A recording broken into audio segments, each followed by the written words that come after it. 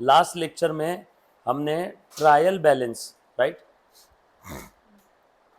Trial balance देखा था और फाइनल अकाउंट के बारे में थोड़ा सा आइडिया देने की मैंने कोशिश की थी। सो यही वाला अपना सम हम लोग कंटिन्यू करते हैं। पहले फाइनल अकाउंट के बारे में आपको सारी चीज़ें बताता हूँ। ये लिखना है बेटा, सारी चीज़ें मेरे साथ साथ। आप सभी को मालूम है ये है आप लोगों का बिजनेस, लिखना है बेटा मेरे साथ साथ। बिजनेस में क्या होते हैं गाइस? Financial transactions. जैसे ही फिनेंशियल ट्रांजैक्शन हुआ वहां से अकाउंटेंट का रोल स्टार्ट होता है, यस और नो? जैसे ही फिनेंशियल ट्रांजैक्शन हुआ वहां से अकाउंटेंट का रोल शुरू होगा। फिनेंशियल ट्रांजैक्शन के बाद हम लोग क्या करते हैं? उस ट्रांजैक्शन को रिकॉर्ड करते हैं with the help of rules of debit and credit. कहां पे रिकॉर्ड करते हैं बेटा? जर्नल एंट्री बुक में। एक और बुक है जिसका नाम है सब्सिडायरी बुक। 12th स्टैंडर्ड के पॉइंट ऑफ व्यू से आपको सब्सिडायरी बुक बताने की भी हाल फिलहाल में ज़रूरत नहीं है। 11th के अंदर में आपने सब्सिडायरी बुक पढ़ा होगा, बट डोंट वरी, 12th में जब सब्सिडायरी बुक की ज़रूरत पड़ेगी मैं एक बार फिर से वापस सब्सिडायरी बुक बताने वाला हूँ, राइट। सो हमने अभी कहाँ पे रिकॉर्ड करना सीखा है? जर्नल एंट्री बुक में। रिकॉर्डिंग के बाद हमने क्या किया था गाइस? पोस्टिंग, क्लासिफिकेशन, यस और नो? पोस्टिंग कहाँ किया था? लेजर बुक में। लेजर बुक में क्या होते हैं? अकाउंट। लेजर क्या मतलब होता है? Summary of related information at one page in a T shape format, left side debit side, right side credit side. Related information एक जगह पे लिखना, इसको हम लोग क्या कहते हैं बेटा? अकाउंट बना करके सारी इंफॉर्मेशन को क्लासिफाई करके एक जगह पे लिख दिया। कैश की इंफॉर्मेशन कैश अकाउंट में, कार की इंफॉर्मेशन कार अकाउंट में, सेल की इंफॉर्मेशन सेल अकाउंट में, परचेस की इंफॉर्मेशन परचेस अकाउंट में, यस और नो? पोस्टिंग के बाद हमने क्या किया था? बोलो बोलो। बैलेंसिंग।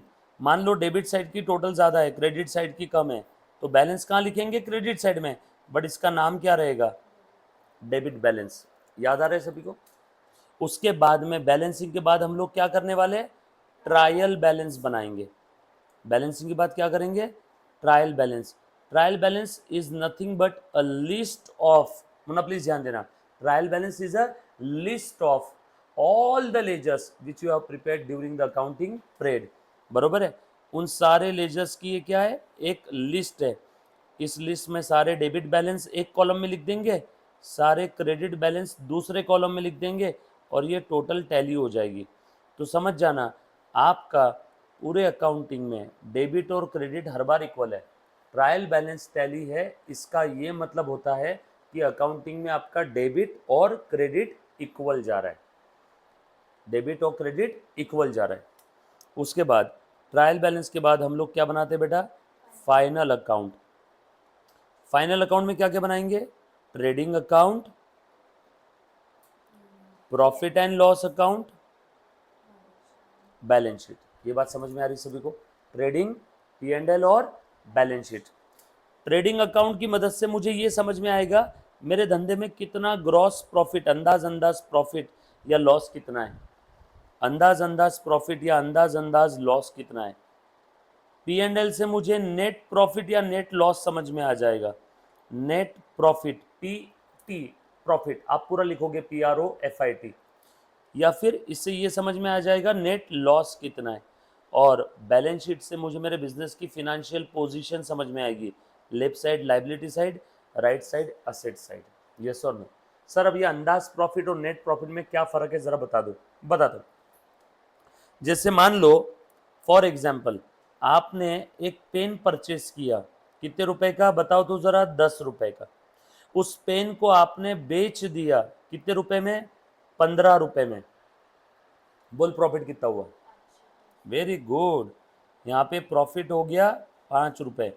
बट बाद में आपको रियलाइज हुआ कि इस पेन को बेचने के लिए मैंने 10 कॉल किए थे, वो 10 कॉल का जो मेरा रिचार्ज मैंने करवाया था उसका मेरा खर्चा आया 2 रुपए। अब बता नेट प्रॉफिट कितना हुआ? 3 रुपए। बाद में आपको समझ में आया कि अरे यार इस पेन को बेचने के लिए मैं दर दर घुमा हूँ, ट्रैवलिंग एक्सपेंस आया, कॉलिंग का एक्सपेंस आया, एक एम्प्लॉय था उसको सैलरी दी, तो वो सारे खर्चे हो गए, इनडायरेक्ट एक्सपेंसेस। ये कितने हो गए आपको समझाने के लिए? 2 रुपए। तो बताओ अब नेट प्रॉफिट कितना हुआ? 3 रुपया, यस और नो? सो माल खरीदा, माल बेचा, अंदाज अंदाज जो प्रॉफिट आया वो कितना आया 5। बट बाद में आपने जब बाकी के खर्चे माइनस किए, जैसे आप लोग भी तो ये अंदाज लगाते होंगे ना कि अरे यार सर का क्या खर्चा लग रहा है, एक बच्चे से सर ले रहे 30,000 रुपये, 5 बच्चे का 1.5 लाख, तो सर का खर्चा कितना होगा, इलेक्ट्रिसिटी रेंट। सिर्फ उतने खर्चे नहीं होते, बाकी इनडायरेक्ट एक्सपेंसेस बहुत सारे होते हैं, है ना। बाकी इनडायरेक्ट एक्सपेंसेस के अंदर में स्टाफ की सैलरी, डिप्रिसिएशन, डिप्रिसिएशन कार का भी, डिप्रिसिएशन कैमरे का भी, डिप्रिसिएशन सिस्टम का भी, डिप्रिसिएशन बिल्डिंग का भी, ओन बिल्डिंग है तो यस और नो। उसके बाद में सबसे इंपॉर्टेंट सैलरी, 60-65 हज़ार रुपये पर मंथ की सैलरी जाती है सभी स्टाफ की मिला करके और फैकल्टीज की मिला के। तो जब आप इनडायरेक्ट एक्सपेंसेस जोड़ लेते हो तो आपका प्रॉफिट देखो बढ़ा या कम हुआ, कम हो गया। तो इनडायरेक्ट एक्सपेंसेस का इफेक्ट देने के बाद आपका क्या आया, नेट प्रॉफिट। पहले से बस आपने इतना अंदाज लगाया था, 10 का खरीदा, 15 में बेच दिया, भाई साहब 5 रुपए का प्रॉफिट। बट ये कौन सा प्रॉफिट है, अंदाज प्रॉफिट। अंदाज क्यों, क्योंकि अभी तक आपने इसके अंदर में इनडायरेक्ट एक्सपेंसेस का इफेक्ट नहीं दिया, तो ये अंदाज प्रॉफिट है। अंदाज प्रॉफिट कहां समझ में आता है बताओ, ट्रेडिंग अकाउंट। और नेट प्रॉफिट नेट लॉस कहां समझ में आएगा, profit and loss account. Yes और नो, ये क्लियर है, पक्की बात। चलू यहां से आगे, पक्का। सो अब ध्यान से सुनना, अब मैं आपको क्या बताने जा रहा हूं, ट्रेडिंग अकाउंट क्या होता है, प्रॉफिट एंड लॉस अकाउंट क्या होता है, और बैलेंस शीट क्या होती है। ये फाइनल अकाउंट के ही 3 कंपोनेंट है। फाइनल अकाउंट जनरली कब प्रिपेयर करते हैं, at the end of the period. फिर से एक बार, फाइनल अकाउंट कब प्रिपेयर करते हैं, generally at the end of the period. कौन सा period, accounting period. Final account generally साल के आखिरी में, अकाउंटिंग ईयर के एंडिंग में हम लोग फाइनल अकाउंट प्रिपेयर करते हैं। फाइनल अकाउंट क्यों प्रिपेयर करते हैं बताओ, क्यों प्रिपेयर करते हैं, टू नो द प्रॉफिट और loss, to know the financial position of the business. Yes और नो। प्रॉफिट लॉस कहां से समझेगा, प्रॉफिट लॉस समझ में आएगा ट्रेडिंग पी एंड एल से। फाइनेंशियल पोजीशन कहां से समझ में आएगी, बिजनेस की औकात यानी लायबिलिटी और असेट, बैलेंस शीट से। सो ये 2 सवालों के जवाब हमें फाइनल अकाउंट से मिलते हैं। और फाइनल अकाउंट में पूरे साल भर की समरी रहती है। सोचो पूरे साल भर के आपके 50,000 ट्रांजेक्शन का जर्नल एंट्री बुक इतना मोटा हो गया, फाइनल अकाउंट 2-3 पन्नों में खत्म हो जाता है। मतलब ये फाइनल अकाउंट समराइज रिजल्ट है क्या of whole the accounting period, yes और नो। सो ये समरी रिपोर्ट है, ऐसा समझो। मुझे एक बात बताओ, जो टॉप लेवल पे मैनेजमेंट बैठी है वो इतना बड़ा पोथी पुराण journal entry book ledger book पढ़ते बैठेगी या फाइनल अकाउंट देखेगी डायरेक्टली, उनके पास इतना समय नहीं है, वो फाइनल अकाउंट देखेंगे। मैनेजमेंट को जैसे जैसे मैनेजमेंट का लेवल ऊपर ऊपर होते जाता है वैसे वैसे उनकी रिपोर्ट की साइज छोटी होती जाती है। मुकेश अंबानी के पास इतना टाइम है क्या कि यहाँ पे पुणे में जो आर सेंट्रो का जो उसका मॉल है, उस मॉल का रिजल्ट देखने के लिए यहाँ पे आकर के बैठे रोज कौन कितना क्या कर रहा है, कितनी कमाई हो रही है, नो। वो डायरेक्टली साल के आखिरी में यहाँ के आर सेंट्रो का क्या देखेगा, पीएनएल अकाउंट और बैलेंस शीट। बस वो इतना देख लेगा और देखेगा यहाँ से कितना प्रॉफिट लॉस हुआ, बाकी उसको कोई लेन देन नहीं है, रोज के खर्चे कितनी सैलरी दे रहे, नो। डायरेक्ट वो देखने वाला है समरी रिपोर्ट। कुछ बात समझ में आई कि जर्नल एंट्री बुक का इतना बड़ा गट्ठा भेजेंगे मुकेश अंबानी को, ये लो 10 आप देख लो पढ़ लो, उसके पास इतना समय नहीं है। एक पन्ने की रिपोर्ट एक साल में, एक साल की रिपोर्ट एक पन्ने के अंदर में, यस और नो। कुछ बात समझ में। तो हम लोग generally at the end of the accounting period, ये सारी चीजें होने के बाद साल के आखिरी में क्या बनाते हैं, final account. To know the operating result of the business, मेरे साथ साथ बोलो, मेरे साथ साथ बोलो, to know the operating result of the business, यानी धंधे में प्रॉफिट है या लॉस है जानने के लिए, बरोबर है। एंड टू नो, ये ऑपरेटिंग रिजल्ट यहां से समझ में आएगा ट्रेडिंग पीएनएल दोनों से। And to know the financial position of the business, yes और नो। ये बात समझ में आई सभी को, पक्की बात। अब मैं देखो एक्चुअल में होता क्या है, फाइनल अकाउंट वो बनाने जा रहा हूं, ध्यान से सुनना बेटा सब लोग। सबसे पहले हम लोग सीखेंगे ट्रेडिंग अकाउंट क्या होता है, then P N L, then balance sheet. देखो मैं यहाँ पे फॉर्मेट बना रहा हूँ ट्रेडिंग अकाउंट का, ये मैंने लिख दिया ट्रेडिंग अकाउंट, और ये पूरे साल के लिए है, पूरे साल के लिए है। इसका मतलब क्या है हिंदी भाषा में आपको बताता हूँ, 2 मिनट में रुको। फॉर द ईयर एंडेड, मान लो ईयर एंड है 31 मार्च 2024, ईयर एंड 31 मार्च 2024 है। कौन मुझे बोलेगा ईयर स्टार्ट क्या रहेगा, फिर बोल बेटा। ईयर एंड 31 मार्च 24 है तो year start 1 April 23। Year and 31 मार्च 2024 है तो कौन सा साल है ये, 23-24। 23-24 मतलब 1/4/2023 से लेके 31 मार्च 2024 तक, यस और नो? ईयर एंड 31 मार्च 24 है, मतलब ईयर स्टार्ट 1 अप्रैल 2023 रहेगा। कुछ बात समझ में आई सभी को? पक्की बात। चलो आगे। सो आज के बाद अगर कोई आपको बोले ईयर एंड 31 दिसंबर है तो year start 1 January. Year and 31 मार्च है तो ईयर स्टार्ट पिछले साल का 1 अप्रैल। कुछ बात समझ में आ रही है? सो ध्यान से सुनना, मैंने यहाँ पे लिख दिया। अभी देखो, ट्रेडिंग अकाउंट के अंदर में डेबिट साइड में और क्रेडिट साइड, पहले तो एक चीज समझ लो, ट्रेडिंग अकाउंट ये नॉमिनल अकाउंट है। सर नॉमिनल अकाउंट मतलब जिसके डेबिट में खर्चे, एक्सपेंस, लॉसेस, और क्रेडिट में क्या होता है, इनकम एंड गेन। सो अगर किसी को पता नहीं होगा तो मैं आपको एक चीज बता दूं, जब आप ट्रेडिशनली अकाउंट्स को क्लासिफाई करते थे, ट्रेडिशनली, तो अकाउंट्स के कितने टाइप थे मोटा मोटी तौर पे? 2, पर्सनल और इम्पर्सनल। ट्रेडिशनली जब आप अकाउंट्स को क्लासिफाई करते थे, अकाउंट्स के कितने टाइप होते हैं? जैसे हमने देखा ना, asset, drawing, debtors, expense, losses, ये 5 और अपोजिट 5। ट्रेडिशनली कितने टाइप के होते थे? 2, पर्सनल, इम्पर्सनल। इम्पर्सनल में और 2, रियल और नॉमिनल अकाउंट्स। तो सर डायरेक्ट बोल दो ना, personal account, real account, nominal account, चलेगा। पर्सनल अकाउंट में कौन कौन से अकाउंट आते हैं? नाम में तो मीनिंग है पर्सनल में, सारे पर्सन्स के अकाउंट। सर पर्सन मतलब कौन से? दोनों भी, natural and artificial. Artificial person का एग्जांपल दे, बैंक, कंपनी, बरोबर है ना, trust, hospital, institute of chartered accountant of India, institute of company secretaries of India, ICICI bank, Reliance company, yes और नो? ये सब आर्टिफिशियल पर्सन है जो पैदा हुए हैं अंडर लॉ। और हम आप लोग कौन है? नेचुरल पर्सन जो पैदा हुए हैं नेचुरली। सो एक आर्टिफिशियल पर्सन होता है जिसका बर्थ होता है under law, due to law. जैसे association of person, labour union है ना, आपका रिक्शा वालों का association, doctors association, engineers association, bank, AOP, BOI, BOI body of individual. अपना ये ले लो, क्या नाम है इसका, local authority, like PCMC, Pimpri Chinchwad Mahanagar Palika, या पीएमसी, पुणे म्यूनिसिपल कॉर्पोरेशन, ये सब आर्टिफिशियल पर्सन है। आप बोलते हो ना पीएमसी से पैसा लेना है, पीएमसी को देना है, पीएमसी को टैक्स दिया, पीएमसी कोई नेचुरल पर्सन है क्या?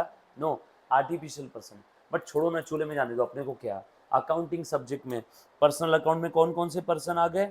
All natural and artificial. इसका मतलब क्या है? अकाउंटिंग में नेचुरल पर्सन हो, आर्टिफिशियल पर्सन हो, दोनों को सेम दर्जा है। अकाउंटिंग करते वक्त दोनों में कोई फर्क नहीं है। मैंने अगर मान लो बाहुबली को उधार दिए तो मैं बोलूँगा Bahubali account debit to cash. मैंने अगर पीसीएमसी को पैसा उधार दिया तो मैं लिखूंगा PCMC account debit to cash. कोई फर्क है दोनों में? सो आज नेचुरल पर्सन हो चाहे आर्टिफिशियल पर्सन हो, अकाउंटिंग में कोई चेंज नहीं। उसके बाद रियल अकाउंट में क्या आता है? All assets. क्या बोला मैंने? रियल अकाउंट में कौन से अकाउंट्स आते हैं? सारे एसेट्स के अकाउंट। ये ट्रेडिशनल क्लासिफिकेशन है। ट्रेडिशनली आप अकाउंट्स को ऐसे क्लासिफाई करते थे, सारी assets, but except personal account. जो एसेट ऑलरेडी पर्सनल अकाउंट में आ गई वो फिर से रियल में आएगी क्या? एक ही जगह क्लासिफाई होगा ना, यस और नो? सर ऐसी कौन सी एसेट है जो पर्सनल अकाउंट में आ जाती? डेटर। डेटर हर वो पार्टी या पर्सन जिससे मुझे पैसे लेना है। डेटर यानी हर वो पार्टी या पर्सन जिससे मुझे पैसे लेना है। तो डेटर ये पर्सनल अकाउंट है, डेटर ये असेट भी है। अब तुम मुझे एक बात बताओ, डेटर को तुम रियल अकाउंट में असेट में लिखोगे कि पर्सनल में? यहां तो मैंने लिख ही दिया है ना, सारी असेट्स रियल में आती है, बट वो असेट्स रियल में नहीं आती है जो ऑलरेडी पर्सनल में आ गई। इसलिए मैंने लिख दिया एक्सेप्ट, सोडून, ते सोडून, एक्सेप्शन, यस और नो? तो एक्सेप्ट पर्सनल, जो असेट ऑलरेडी पर्सनल में आ गई, जैसे बिल रिसीवेबल असेट है, डेटर असेट है, असेट होने के बावजूद भी ये रियल में नहीं आते। क्यों? क्योंकि ऑलरेडी ये कौन से कैटेगरी में जाके बैठ गए? पर्सनल में। पर्सनल में आ गए तो वापस रियल में आएंगे क्या? नो। और उसके बाद नॉमिनल में क्या क्या आएगा? Expense, losses, income and gains, ये सारे अकाउंट नॉमिनल में आएंगे। अब मैं आपसे एक सवाल पूछ रहा हूँ, ध्यान से सुनना सब लोग, ध्यान से सुनना बेटा। चलो बताओ, सैलरी कहाँ पे आएगा? Personal, real, nominal? बोल बेटा, सैलरी कहाँ पे आएगा? Very good, nominal. सैलरी क्या है? खर्चा। कहाँ पे आएगा? नॉमिनल में। तुम बताओ, इंटरेस्ट कहाँ पे आएगा? अब आप पूछो सर इंटरेस्ट कौन सा, आने वाला है जाने वाला, की फर्क पैदा है? आने वाला इंटरेस्ट यानी इनकम, जाने वाला इंटरेस्ट यानी खर्चा। इनकम हो खर्चा हो, आएगा कहाँ? नॉमिनल। डिस्काउंट कहाँ आएगा? नॉमिनल में। यस और नो? रेंट कहाँ आएगा? रेंट चाहे आ रहा चाहे जा रहा, इनकम हो चाहे एक्सपेंस हो, कहाँ आएगा? वेरी गुड, नॉमिनल में। यस और नो? कमीशन कहाँ पे आएगा? कमीशन चाहे मिल रहा हो चाहे दे रहे हैं, बोलो कमीशन कहाँ पे आएगा? नॉमिनल में। कमीशन मिलता है इनकम, नॉमिनल। कमीशन दे रहा हूँ खर्चा, अगेन नॉमिनल। यस और नो? ये बात समझ में आई सभी को? उसके बाद हाँ, कैश कहाँ पे आएगा? कैश रियल असेट है ना। कार कहाँ पे आएगा? रियल। तो यहाँ पे ये कुछ एग्जाम्पल भी लिख देता हूँ मैं यहाँ पे, जैसे cash, car account, computer account, furniture account, land account, plant and machinery account. बरोबर है क्या? यहाँ पे कुछ एग्जाम्पल लिख देता हूँ। डेटर्स सारे इसमें आ जाएंगे, क्रेडिटर्स के सारे अकाउंट इसमें आ जाएंगे। यस और नो? बिल रिसीवेबल्स इसमें आ जाएंगे। बिल रिसीवेबल क्या होता है डिटेल में बिल्स ऑफ एक्सचेंज टॉपिक में देखेंगे, चिंता मत करना, अभी किसी को पता नहीं है उसके बारे में। मैं भी यही सोच रहा हूँ। ये कहाँ पे आएगा? Bills of exchange. उसके बाद और बैंक आ जाएगी, company, AOP, BOI, trust, hospital, etcetera. AOP association of person, doctors association, lawyers association, है ना। बीओआई बॉडी ऑफ इंडिविजुअल्स, है ना, लाइक अपना एचयूएफ, हिंदू अनडिवाइडेड फैमिली। बरोबर है? आगे जा करके जब आप इनकम टैक्स सब्जेक्ट पढ़ोगे तो एचयूएफ क्या होता है आपको समझेगा। चलो आगे। और यहाँ पे एक्सपेंस लॉस इनकम गेन, यहाँ पे एग्जाम्पल लिखने की जरूरत है। एक्सपेंस लॉस इनकम गेन के काफ़ी सारे एग्जाम्पल ऑलरेडी हमने देखे, ये पता है सभी को, ये लिख लेना एक बार। इसके पहले का लिखा नहीं आपने? ये लिखना बाकी है? क्या बात कर रहे हो? हाँ लिखो लिखो जल्दी जल्दी से, मुझे लगा साथ साथ में लिख रहे हो आप लोग। लिखो फटाफट से।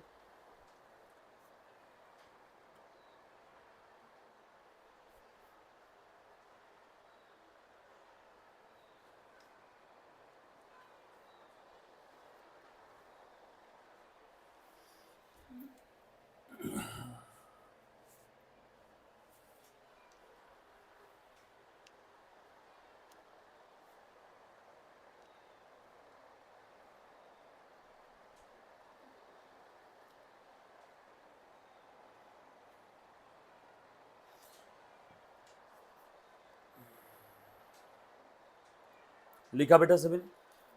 लिखो, आराम से लिखो। हाँ, कोई गए नहीं, अपने के पास बहुत समय है, 1-2 साल टाइम है अपनी एग्जाम को।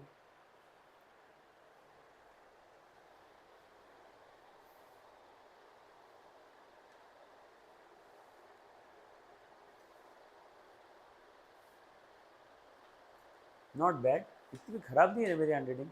ये टीवी पे अच्छी दिखती है मेरे ख्याल से, पेपर पे लिखो तो इतना अच्छा नहीं आएगा।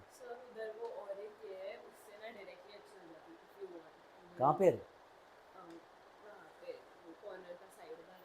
हाँ हाँ, ये पेन, ये क्या बात कर रही, इससे अच्छा होता है?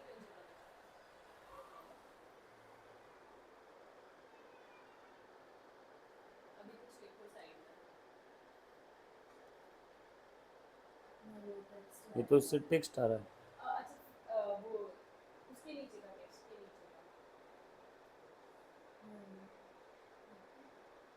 अच्छा,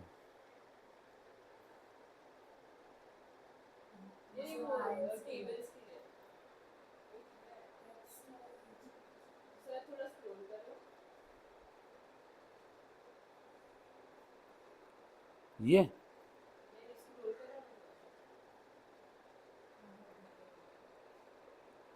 ये इसमें स्क्रॉल करने को कुछ भी नहीं है रे।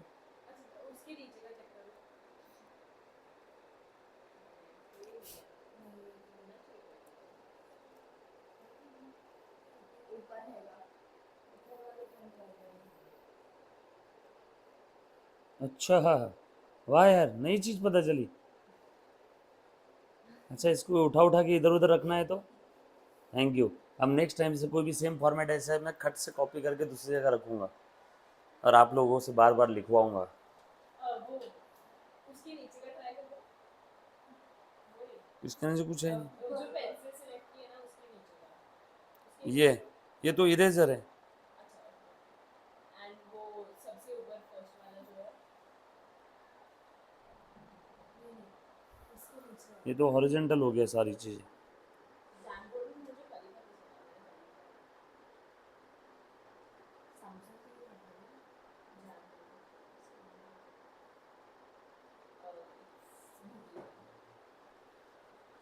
बताओ बताओ, मेरे को अच्छा कुछ रहा ना तो मेरे को बिल्कुल बता दिया करो।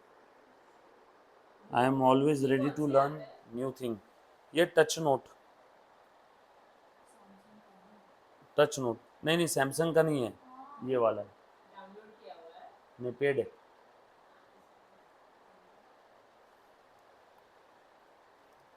साल के रेंटल लेते हैं लोग। बाकी फ्री वाले भी है बहुत सारे, बट फ्री वाले में अपनी सैमसंग लिखी नोट्स हुई में भी नोट। होता है। सैमसंग नोट्स में भी होता है ना, इसमें सैमसंग नोट, बट उसमें क्या है, जितने फीचर इसमें है, पेन की जो स्मूथनेस है वो सैमसंग नोट में नहीं है। और पेड है ना, तो एक भरोसे लायक है। मेरी पूरी 1 साल पहले की भी नोट्स इसमें सेव्ड है, जो लिखता हूँ ना मैं, सेव्ड है। बैकअप जब चाहिए तब ले लो। ये वाला फीचर कोई नोट्स में नहीं है। देखो ये वाला, जब तुमको मुझे कोई चीज़ बतानी है, ये नहीं है, ये कहाँ है?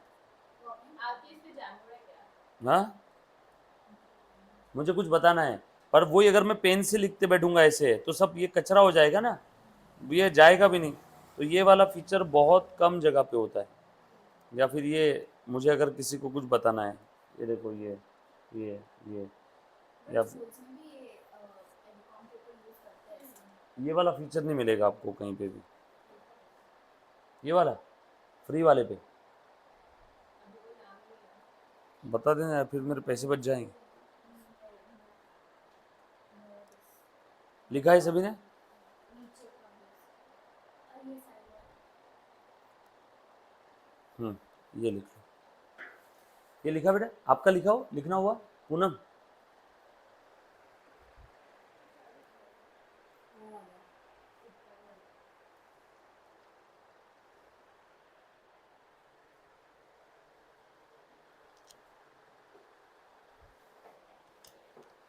Very good. ट्रेडिशनली हम लोग कैसे क्लासीफाई कर सकते हैं वो भी इसमें लिखो। Personal, impersonal, then personal, real, nominal.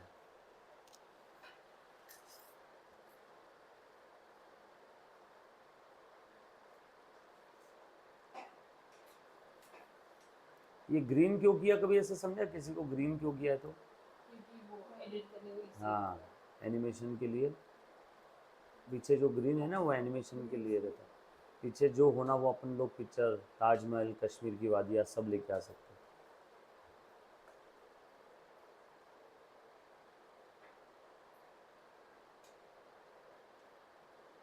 लिखो, लिखते लिखते थोड़ी सी स्पीड बढ़ाओ। लिख लिया रे ना? Very good. ये वाला लिखो, मुझे उधर का लिखना है। लिखो।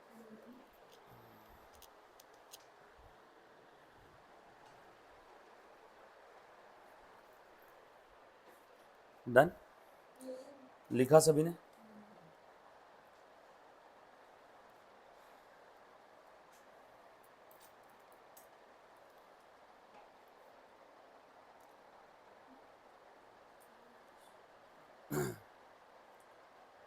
जहाँ कहीं पे भी जो चीज़ नहीं समझ में आई प्लीज़ एक बार पूछना।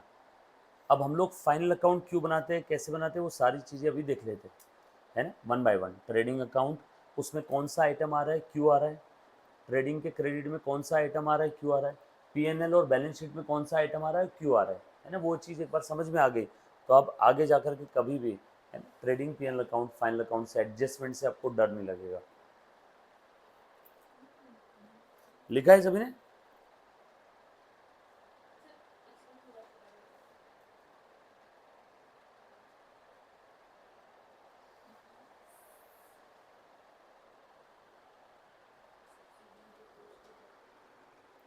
जो भी मिल रहा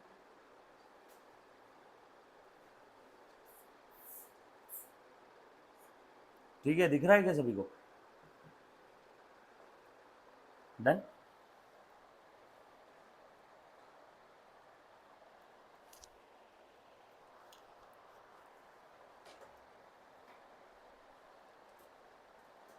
ऑल सेट।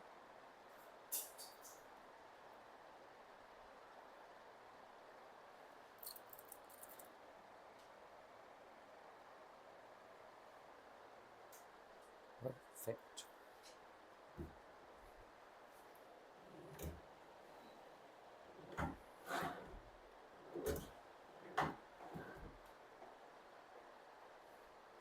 डन।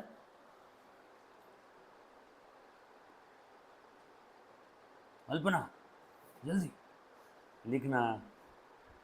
घबराती है सानी।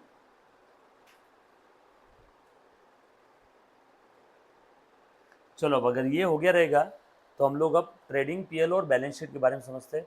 और आज सबसे इम्पॉर्टेंट कॉन्सेप्ट हम लोग देखने वाले हैं इसके बाद, फाइनल अकाउंट के बाद, अकाउंटिंग इक्वेशन।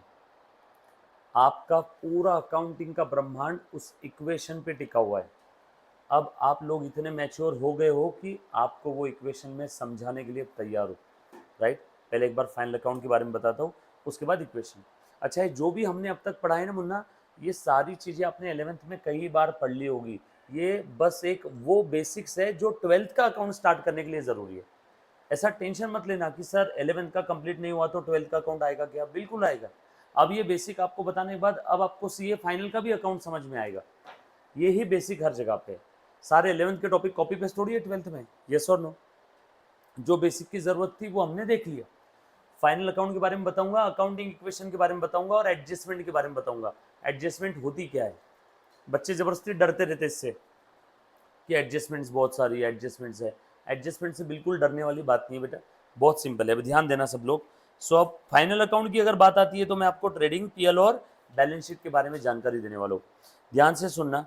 ट्रेडिंग अकाउंट का मतलब क्या है, क्यों बनाते हैं? साल के आखिरी में, अकाउंटिंग ईयर के एंडिंग में। ध्यान से सुनना, अकाउंटिंग ईयर के एंडिंग में, स्टॉप राइटिंग प्लीज, पहले एक बार देख लो। अकाउंटिंग ईयर के एंडिंग में हम लोग फाइनल अकाउंट में बेसिकली तीन कंपोनेंट, तीन स्टेटमेंट बनाते हैं। उसमें से दो अकाउंट के फॉर्म में है और एक पोजिशनल स्टेटमेंट है। पोजिशनल स्टेटमेंट का नाम क्या है? Balance sheet. और दो जो अकाउंट के फॉर्म में, उनका नाम क्या है बेटा? ट्रेडिंग अकाउंट और profit and loss account, yes और नो। सो ट्रेडिंग अकाउंट की अगर मैं बात करूं तो इस अकाउंट की मदद से आपको अंदाज आपके बिजनेस में कितना प्रॉफिट या लॉस हुआ आपको ये समझ में आ जाएगा, यस और नो। एक बार ध्यान देना बेटे सब लोग, आ जाओ। हाँ, मैं बस वही देख रहा था रिकॉर्डिंग स्टार्ट है कि नहीं। तो अंदाज आपको प्रॉफिट लॉस समझ में आ जाएगा, किससे? ट्रेडिंग से। अभी ध्यान से देखना, मैं ट्रेडिंग अकाउंट के डेबिट साइड में कौन से आइटम्स लिखने वाला हूं? Particulars amount, particulars amount. अभी ध्यान से सुनो, एसेट खरीदने से लेके ना, ध्यान से सुनना, एसेट खरीद सॉरी माल खरीदने से लेके माल गुड्स परचेज करने से लेके तो वो गुड्स को बिजनेस में लेकर आने तक जो भी खर्चे लगे हैं, all direct expenses related to goods, या फिर प्यार से expenses directly related to goods, expenses directly related to goods, ये सब ट्रेडिंग के डेबिट में आएंगे। प्यार से basic expenses, direct expense related to goods, या फिर माल खरीदने से लेके बिजनेस में लेकर आने तक का सारा खर्चा ट्रेडिंग के डेबिट में। मैं वन बाय वन एक एक खर्चे बता दो, सेंटेंस समझ में आ गया सभी को? तो यहाँ डेबिट साइड में क्या आएगा, देखो मैं क्या लिख रहा हूं यहाँ पे, direct expenses related to goods. Goods माने, गुड्स यानी क्या होता है? जिस चीज में हम लोग डील कर रहे हैं, यस और नो। यहां पे क्या आएगा? Direct income related to goods. ये बात समझ में है किसी को? Direct expense related to goods कहां पे आता है? ट्रेडिंग के debit. Direct income related to goods कहां पे आएगा? ट्रेडिंग के क्रेडिट, यस और नो। अब प्लीज ध्यान देना सब लोग अच्छे से।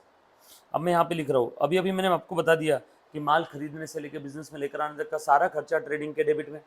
अब अच्छे से सुनो, मैं क्या कह रहा हूँ उसको समझो और उसको याद रखना हमेशा के लिए, है ना। और जब जब ट्रेडिंग अकाउंट आएगा कम से कम 10-15 बार हम लोग और इस चीज को देखने वाले हैं with the help of practical example of your partnership, admission, retirement, death, partnership, final account, हर जगह पे कम से कम 50 बार और आने वाला है ये। 15 बार फाइनल अकाउंट में, 10-12 बार एडमिशन में, 10-12 बार रिटायरमेंट में, और उसके बाद आगे भी ज़रूरत पड़ेगी हम लोगों को इसकी। यस और नो? क्लियर है? पक्की बात। चलो आगे, अभी ध्यान से सुनना। माल खरीदने से बिजनेस में लाने तक का खर्चा। सबसे पहला खर्चा कौन सा है बताओ? मैं सप्लायर के पास गया, उससे माल खरीद रहा हूँ, मेरा पेन बेचने का काम है, मैंने 10 क्वांटिटी पेन के खरीदे। मेरा गुड्स क्या है? मेरे लिए गुड्स क्या है? ये पेन, ये माइक मैं बेचता हूँ, मेरे लिए गुड्स क्या है? माइक। कितने क्वांटिटी मैंने खरीदे? 10 क्वांटिटी। माल खरीद लिया, इसको आप क्या बोलते हो अंग्रेजी में? परचेज। कौन सा अकाउंट बनाया होगा? Purchase account. तो यहाँ पे ट्रेडिंग के डेबिट में क्या आएगा? Purchase account. यस और नो? मैं यहाँ पे लिखूँ क्या? तो यहाँ पे मैंने लिख दिया परचेज। ठीक है, माल खरीद लिया। अभी तक बिजनेस में आया क्या? लेकिन नो, माल खरीदने से लेके बिजनेस में लेकर आने तक के सारे खर्चे ट्रेडिंग के डेबिट में आएंगे। अब माल को कोई पैर तो है नहीं जो अपने आप बिजनेस में आ जाएगा, पहले उसको ट्रक में, टेम्पो में, कुरियर वाले के पास कहीं ना कहीं लोड किया होगा, उसके लिए लेबर चार्जेस लगे होंगे, वो भी हम ही देते हैं। यस और नो? तो उसके लिए दिए मान लो मैंने लेबर चार्जेस और वेजेस। यस और नो? उसके बाद मान लो वो ट्रक ट्रांसपोर्ट हमारा खुद का होगा तो क्या लगेगा? Fuel power. किराए का होगा तो ट्रांसपोर्ट चार्जेस। ट्रांसपोर्ट चार्जेस को ही प्यार से हम लोग बोलते हैं कैरेज, बट कौन सा? इनवर्ड, माल लाने का खर्चा। फिर उसके बाद सिटी लिमिट के बाहर आ गया, अपने को क्या देना पड़ता है? फ्रेट और लोकल टैक्सेस। लोकल टैक्सेस को ही प्यार से क्या बोलते हैं? ऑक्ट्राय। देखो स्टोरी चल रही है, माल खरीद लिया, माल खरीदने से बिजनेस में लाने तक का सारा खर्चा। और काफ़ी बार काफ़ी टाइप के माल के ऊपर आपको रॉयल्टी देनी पड़ती है। मान लो मेरा बिल्डिंग मटेरियल बेचने का काम है, तो बिल्डिंग मटेरियल में मिट्टी आती है कि नहीं आती है? मिट्टी कोई मैन्युफैक्चर करता है या नदी किनारे से लेके आते हैं हम लोग? वो सीमेंट कंस्ट्रक्शन में जो मिट्टी यूज होती है वो नदी किनारे से लेके आते हैं। और नदी किनारे से अगर आपको मिट्टी लेके आना है, वो आपके लिए गुड्स है, तो उसके लिए आपको उस कॉन्ट्रैक्टर को, जिसने उस नदी के किनारे का ठेका लिया है सरकार से, उस कॉन्ट्रैक्टर को क्या देना पड़ता है? रॉयल्टी। तो रॉयल्टी ये भी माल लाने का खर्चा है, तो ये भी हमने यहाँ पे लिख दिया। अब माल आ गया मेरे बिजनेस प्रीमाइसेस में, खेल खत्म। अब इसके बाद एक भी खर्चा यहाँ पे नहीं आएगा। माल बिजनेस में आ गया, माल गोडाउन में रख दिया, खेल खत्म। अब गोडाउन का रेंट, वो माल की देख रेख, उसका सिक्योरिटी गार्ड, गोडाउन का इलेक्ट्रिसिटी बिल, माल बेचने का खर्चा, सेल्स का खर्चा, एडवर्टीजमेंट का खर्चा, मार्केटिंग का खर्चा, सैलरी, प्रिंटिंग, स्टेशनरी, टेलीफोन, ये सब यहाँ पे नहीं आएंगे। माल आने के बाद के सारे खर्चे कहाँ पे आते हैं? पीएनएल के डेबिट में। तो देखो मैं बता देता हूँ आपको, ये माल आने तक का खर्चा कहाँ पे आता है? ट्रेडिंग के डेबिट में। एक बार माल आया रे आया, तो उसके बाद बाकी खर्चे कहाँ जाएंगे? Again for the year ended, जो भी ईयर एंड रहेगा। और पीएनएल के डेबिट में मैं सारे खर्चे लिखने वाला हूँ। जैसे बताओ, salary, godown rent, electricity, travelling, sales commission, interest दे रहा हूँ, कमीशन दे रहा हूँ, डिस्काउंट दे रहा हूँ, टेलीफोन चार्जेस दे रहा हूँ। ये बचे हुए सारे खर्चे पीएनएल के डेबिट में। इनकी लिस्ट तो हजारों लाखों आइटम है। ट्रेडिंग की लिस्ट समझ में आई सभी को? माल खरीदने से बिजनेस में लाने तक के सारे खर्चे ट्रेडिंग के डेबिट में। उसके बाद के सारे खर्चे कहाँ पे आएंगे? पीएनएल के डेबिट में। पीएनएल में कौन से खर्चे आते हैं? जो इनडायरेक्ट एक्सपेंसेस है। सर इनडायरेक्ट डायरेक्ट का फर्क क्या है? डायरेक्ट एक्सपेंस जो डायरेक्टली माल से रिलेटेड है, यहाँ पे जैसे कि ये परचेस डायरेक्टली माल से रिलेटेड है, माल को खरीदने के लिए, माल को उठा के ट्रक में रखने के लिए, माल को उठा के ट्रक में रखने के लिए। माल जो ट्रक लेके आ रहा है उस ट्रक का फ्यूल, माल जो ट्रक लेके आ रहा है उसके ट्रांसपोर्ट चार्जेस, माल जो ट्रक लेके आ रहा है उसका गैरेज नंबर, माल के लिए लोकल टैक्सेस, माल के लिए फ्रेट, माल के लिए ऑक्ट्राई और माल के लिए रॉयल्टी। ये सब direct expenses related to goods है। या गावरान भाषा में इतना ध्यान रखो, माल खरीदने से बिजनेस में लेकर आने तक का सारा खर्चा ट्रेडिंग के डेबिट, उसके बाद के बचे हुए सारे खर्चे पीएनएल के डेबिट में। बोलो ऑक्ट्राई, ये अपना लोकल टैक्स पीएमसी पीसीएमसी लेती है ना आप लोगों से। अगर आप बाहर से कोई इंसान पुणे में कुछ बेचने के लिए आता है, वो खड़की कंटोनमेंट बोर्ड से इधर आता है तो वहाँ पे नाका लगाया हुआ है ना, तो टैक्सेस देने पड़ते हैं। पहले बहुत चलन में था, अभी तो काफ़ी सारे टैक्सेस बंद भी हो गए, अभी तो काफ़ी सारे टैक्सेस है भी नहीं, काफ़ी जगह पे लोकल टैक्सेस लगते भी नहीं है। पहले बहुत था, पहले एक गांव से दूसरे गांव में अगर आपको माल बेचने जाना है तो उस दूसरे गांव के बाहर में, उस गांव के बाहर में जो नाका रहता था ना, वहाँ पे आपको नाका भाड़ा देना पड़ता था और लोकल टैक्सेस या ऑक्ट्राई देना पड़ता था। ये कहाँ से शुरू हुआ मालूम है? पहले राजाओं का राज्य हुआ करता था। मान लो कोई दूसरे राज्य से कोई दूसरे राजा का इंसान अपने राज्य में कुछ बेचने के लिए आता है तो उसको इस देश के राजा को कुछ गिफ्ट देना पड़ता था। यस और नो?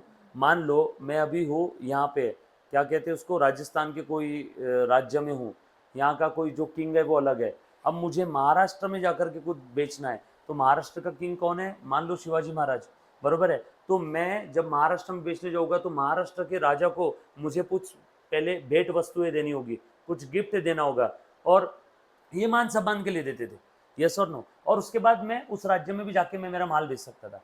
महाराष्ट्र से किसी को राजस्थान में आना है तो राजस्थान के किंग को कुछ गिफ्ट देना पड़ता था। तुम भैया हमारे एरिया में आके माल बेच रहे हो तो हमें तो कुछ दो। तो ठीक उसी प्रकार से वहाँ से लोकल टैक्सेस चालू हुए।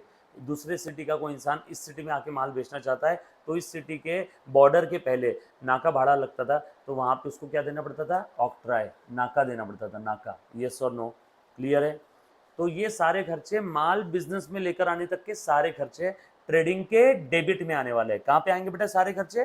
ट्रेडिंग अकाउंट के डेबिट में। यस और नो? अब उसके बाद में, अब ट्रेडिंग के मैं अगर बात करूं क्रेडिट साइड की, तो इसमें क्या आएगा? Direct income related to goods, जैसे कि ध्यान से सुनना, सेल्स, बरोबर है क्या? क्लियर है? और यहाँ पे indirect income, indirect income, indirect income तो बहुत सारी है। इंटरेस्ट मिल रहा है, डिस्काउंट मिल रहा है, कमीशन मिल रहा है, बरोबर है क्या?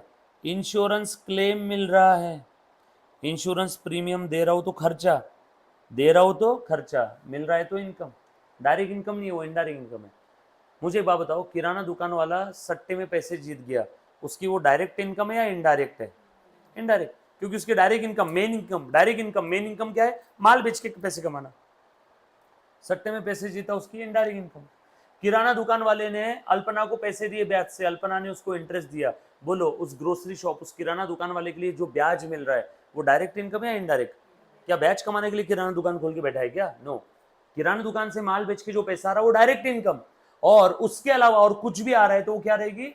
Indirect income. ये बात समझ में आ रही सभी को? पक्की बात। चलो आगे, ऑल सेट? यहां तक किसी बच्चे को कोई डाउट है? डन। आज अब थोड़ा सा आगे बढ़ते हैं। अब 2 सेकेंड के लिए मैं आपको नीचे लेके आ रहा हूँ। अभी ध्यान से सुनना, ये आपका ट्रेडिंग अकाउंट है, ठीक है? ध्यान दो, ध्यान दो, ये आपका ट्रेडिंग अकाउंट है, ये आपने माल खरीदा। ध्यान से देखना बेटा, मान लो आपको समझाने के लिए क्वांटिटी में बता रहा हूँ, 2 मिनट के लिए चलेगा? 2 मिनट के लिए क्वांटिटी में बात करें, क्वांटिटी में जल्दी समझ में आता है बच्चों को। क्वांटिटी मैंने कितनी परचेस किया इसकी? 10, थोड़ी देर पहले बताया था ना, 10 क्वांटिटी परचेस किया। और इसमें से बेचा कितनी क्वांटिटी मैंने आपको समझाने के लिए? 7 क्वांटिटी बेच दिया। 10 क्वांटिटी परचेस किया, बेचा 7 क्वांटिटी। बताओ इनकम कितने क्वांटिटी की है? यहाँ पे इनकम कितने क्वांटिटी की दिख रही है? Income 7। Very good. So revenue, revenue कितने क्वांटिटी का है? Is of 7 quantity. But expense कितने क्वांटिटी का दिख रहा है? ट्रेडिंग अकाउंट ये नॉमिनल अकाउंट है, नॉमिनल के डेबिट में खर्चे और क्रेडिट में क्या होता है? इनकम। खर्चा कितने क्वांटिटी का दिख रहा है? ट्रेडिंग ये नॉमिनल इन नेचर है, बरोबर है ना, डेबिट में खर्चा क्रेडिट में इनकम। पीएनएल ये भी नॉमिनल है, डेबिट में खर्चा क्रेडिट में इनकम। अब ध्यान से सुनना, खर्चा कितने क्वांटिटी का दिख रहा है बताओ? एक्सपेंसेस इज ऑफ, अरे रे रे रे रे रे रे रे, इसे देख के रेवेन्यू मैचिंग कॉन्सेप्ट की आंखों में आंसू आ गए। वो कॉन्सेप्ट बोल रहा भैया यहाँ तो मेरा दिल टूट गया। कैसे? इनकम दिख रही है 7 क्वांटिटी की, उसके अगेंस्ट तुमने ट्रेडिंग के डेबिट में खर्चा कितने क्वांटिटी का लिखा? 10 क्वांटिटी का। आप बताओ ये सही है गलत है? अरे बाबा, रेवेन्यू मैचिंग कॉन्सेप्ट क्या कहता है? रेवेन्यू मैचिंग कॉन्सेप्ट कहता है expense of particular period should match with the revenue of same particular period। क्या बोला बेटा इसने? Expense of particular period should match with the revenue of same particular period. Yes और नो? अब यहाँ पे बताओ मैचिंग कॉन्सेप्ट फुलफिल हो रहा है क्या? अरे भैया जब यहाँ पे खर्चा 10 क्वांटिटी का दिख रहा है, income revenue income revenue income revenue कितने क्वांटिटी का दिख रहा है? 7। सो इनकम दिख रही 7 क्वांटिटी की, खर्चा आपने दिखा दिया 10 क्वांटिटी का। सही है क्या ये? अब बताओ क्या करना चाहिए अपन ने मैचिंग करने के लिए? जितने क्वांटिटी का खर्चा है उतने क्वांटिटी की इनकम, या जितने क्वांटिटी की इनकम है उतनी क्वांटिटी का खर्चा दिखाना चाहिए। बोल मैं क्या करूं अल्पना? और 3 बेच दो सर तो मैच हो जाएगा। सेल आपने अभी 7 किया, एक काम करो और 3 क्वांटिटी बेच दो तो हो गया ना। अब किसको बेचूं ये बता? राह चलते लोगों के सर पे गन लगा के बोलूं ए 3 क्वांटिटी खरीद, मेरा रेवेन्यू मैचिंग कॉन्सेप्ट फुलफिल नहीं हो रहा है, चल जल्दी खरीद। 10 क्वांटिटी मैंने खरीदा था, 7 मैंने बेच दिया, 3 और बेचने का बाकी है, चल जल्दी खरीदने तो गोली मारता हूँ। सेल जबरदस्ती बढ़ा सकते हैं क्या? इस ब्रह्मांड में कोई भी इंसान सेल को अपने हिसाब से बढ़ा सकता है क्या? नो। ऐसा रहता तो हर कोई मुकेश अंबानी होता। सेल को जबरदस्ती आप इंक्रीज कर सकते हो क्या? यस और नो? वो तो कोइर्शन हो जाएगा। कोइर्शन क्या होता है? लॉ में आप पढ़ोगे आगे जाके, है ना, बीकॉम में कोई प्रोफेशनल कोर्सेज में जब आप लॉ पढ़ोगे, कोइर्शन मतलब जबरदस्ती किसी के ऊपर दबाव डाल के उससे कॉन्ट्रैक्ट या ट्रांजेक्शन में उससे एंटर करवाना। यस और नो? तो अब ध्यान से सुनना, सेल तो मैं बढ़ा नहीं सकता हूँ, अब क्या करूँ फिर? एक काम करो, जो परचेस किया हुआ है उस परचेस को कम कर दो। परचेस कम कर सकता हूँ, खर्चा मेरे हाथ में है, मैं परचेस कम करता हूँ। बात तो सुनो, ऑलरेडी परचेस कर दिया मुझे मालूम है, बट यहाँ पे जो परचेस में डेबिट साइड में 10 दिखा रहा हूँ, इसको मैं कितना दिखाऊंगा? 7। सर 7 कैसे करोगे? क्योंकि भैया 7 क्वांटिटी का इनकम दिख रहा है तो खर्चा भी 7 का ही दिखना चाहिए। तो मुझे इस 10 में से 3 को कम करना है, राइट? 3 को कम करना है। ये 10 है इस साइड में, इसमें से 3 कम करना है, तो अपोजिट साइड में लिख दूं क्या? बात कैसी होगी देखना अब। 10 माइनस 3 इज इक्वल टू 7, और ये अपोजिट साइड में जो 3 लिखा, इसी को आप लोग प्यार से क्लोजिंग स्टॉक कहते हो। अरे 10 क्वांटिटी खरीदी, 7 बेची, बोल कितनी बची? 3। बरोबर है? ये ही मेरा क्लोजिंग स्टॉक है। सो आज के बाद एक बहुत ही प्यारा क्वेश्चन मैं बताने जा रहा हूँ, एक बहुत प्यारा कॉन्सेप्ट बताने जा रहा हूँ। काफ़ी बार मुझे ऐसा देखने में मिला कि काफ़ी टीचर्स को भी इसका जवाब पता नहीं होता है। इनफैक्ट काफ़ी टीचर्स को भी, मतलब ये बड़े दुख की बात है कि कॉमर्स इंडस्ट्री में टीचर को ये चीज़ पता नहीं होती है। होना चाहिए। ध्यान से सुनना, आप लोगों को मालूम है ट्रेडिंग ये कौन सा अकाउंट है बताओ? Nominal account. इसमें क्या आने चाहिए? Expense loss income gain. Closing stock माल, ये कौन सा अकाउंट है? रियल असेट है ना, माल आपका क्या है? असेट। तो मेरा एक छोटा सा सवाल है, क्लोजिंग स्टॉक ये असेट है, रियल है, तो ये रियल होने के बावजूद नॉमिनल में क्या कर रहा है? मैं काफ़ी बार, जो बच्चों का 11-12 कॉमर्स हो जाता है, जिनको अकाउंट्स में 100 ऑन 100 मिलते हैं, मैं उन बच्चों को एक सवाल पूछता हूँ। पहला सवाल मेरा रहता है, बता मुन्ना ट्रेडिंग अकाउंट कौन सा अकाउंट है? वो चीख के बोलता है नॉमिनल। फिर मैं उसको पूछता हूँ क्लोजिंग स्टॉक कौन सा अकाउंट है? तो बोलता है रियल। और मेरा तीसरा सबसे मेन सवाल, जिसका जवाब काफ़ी लोगों को नहीं आता है, कि ट्रेडिंग नॉमिनल है, क्लोजिंग स्टॉक रियल है, तो ट्रेडिंग अकाउंट में तो सारे नॉमिनल अकाउंट आने चाहिए थे ना, लाइक आपका सेल, लाइक आपके खर्चे, इनकम। तो इस नॉमिनल अकाउंट में रियल अकाउंट को क्यों दिखाया गया है? रियल अकाउंट कहाँ पे आने चाहिए? बैलेंस शीट में। असेट कहाँ होती है? बैलेंस शीट में। एसेट कहाँ होती है? बैलेंस शीट में। तो यहाँ पे ट्रेडिंग अकाउंट में नॉमिनल में रियल क्या कर रहा है? तो इसके पीछे का करेक्ट लॉजिक है, just because of revenue matching concept, expense of particular period should match with the revenue of same particular period. जो कि यहाँ पे रेवेन्यू 7 क्वांटिटी का है लेकिन खर्चा 10 क्वांटिटी का दिख रहा है, जो कि आपने अभी बताया था, लेकिन सर वो तो हमने ऑलरेडी परचेस कर दिया, दुकानदार को जाके तो वापस नहीं कर सकते ना। तो एक काम करो, इस खर्चे में से, इस परचेस में से 3 क्वांटिटी को क्या कर दो? कम कर दो। और ये जो हमने क्लोजिंग स्टॉक यहाँ पे दिखाया हुआ है ना, ये दिखाया जो क्लोजिंग स्टॉक है, इसको हम लोग क्या कहते हैं? It is an adjustment out of purchase। आज के बाद अगर आपसे कोई सवाल पूछे ट्रेडिंग अकाउंट नॉमिनल होने के बावजूद भी क्लोजिंग स्टॉक्स में रियल क्या कर रहा है, उसको बोलने इधर आ बैठ। उसके पीछे की वजह है revenue matching concept. Revenue matching concept कहता है कि इस पीरियड में रेवेन्यू अगर 7 क्वांटिटी का है तो खर्चा भी 7 का दिखना चाहिए। खर्चा तो ज़्यादा दिख रहा है, अब खर्चे को कम करना है तो अपोजिट साइड में लिखना है, और उस अपोजिट साइड में हम लोग उसे क्लोजिंग स्टॉक के नाम से दिखाते हैं। सो क्लोजिंग स्टॉक जो ट्रेडिंग में दिख रहा है वो और कुछ नहीं है, रेवेन्यू मैचिंग कॉन्सेप्ट के चलते परचेस से एडजस्ट किया है हमने। और अब ये क्लोजिंग स्टॉक ये कब सेल होगा? इस पीरियड में ये सेल नहीं हुआ। अब बताओ ये शायद ये कब सेल होगा? अब अगले पीरियड में। ऐसा बोलो ना, इस पीरियड में सेल नहीं हुआ तो शायद कब सेल होगा? अगले पीरियड में। मतलब ये 3 जो क्लोजिंग स्टॉक है ये कब सेल होगा? अगले पीरियड में। अब अगले पीरियड में जब ये सेल होगा मतलब इसको अगले पीरियड में लेके जाना होगा ना, और अगले पीरियड में जाने वाली एक ही चीज है, वो है बैलेंस शीट। धंधे में अजर हमारी एक ही चीज है, बैलेंस शीट। धंधे में अजर हमारी एक ही चीज है, कौन सी है बेटा वो चीज? Balance sheet. सो अगले पीरियड में इसको लेके जाना है तो आपके पास और कोई रास्ता नहीं है बैलेंस शीट में लिखने के अलावा। और ये असेट है तो कहाँ जाएगा? बैलेंस शीट के असेट साइड में। सर क्लोजिंग स्टॉक को 2 बार दिखाया, एक बार ट्रेडिंग में भी और एक बार बैलेंस शीट के असेट में। हाँ, सिस्टम कौन सा पढ़ रहे हैं हम लोग? Double entry.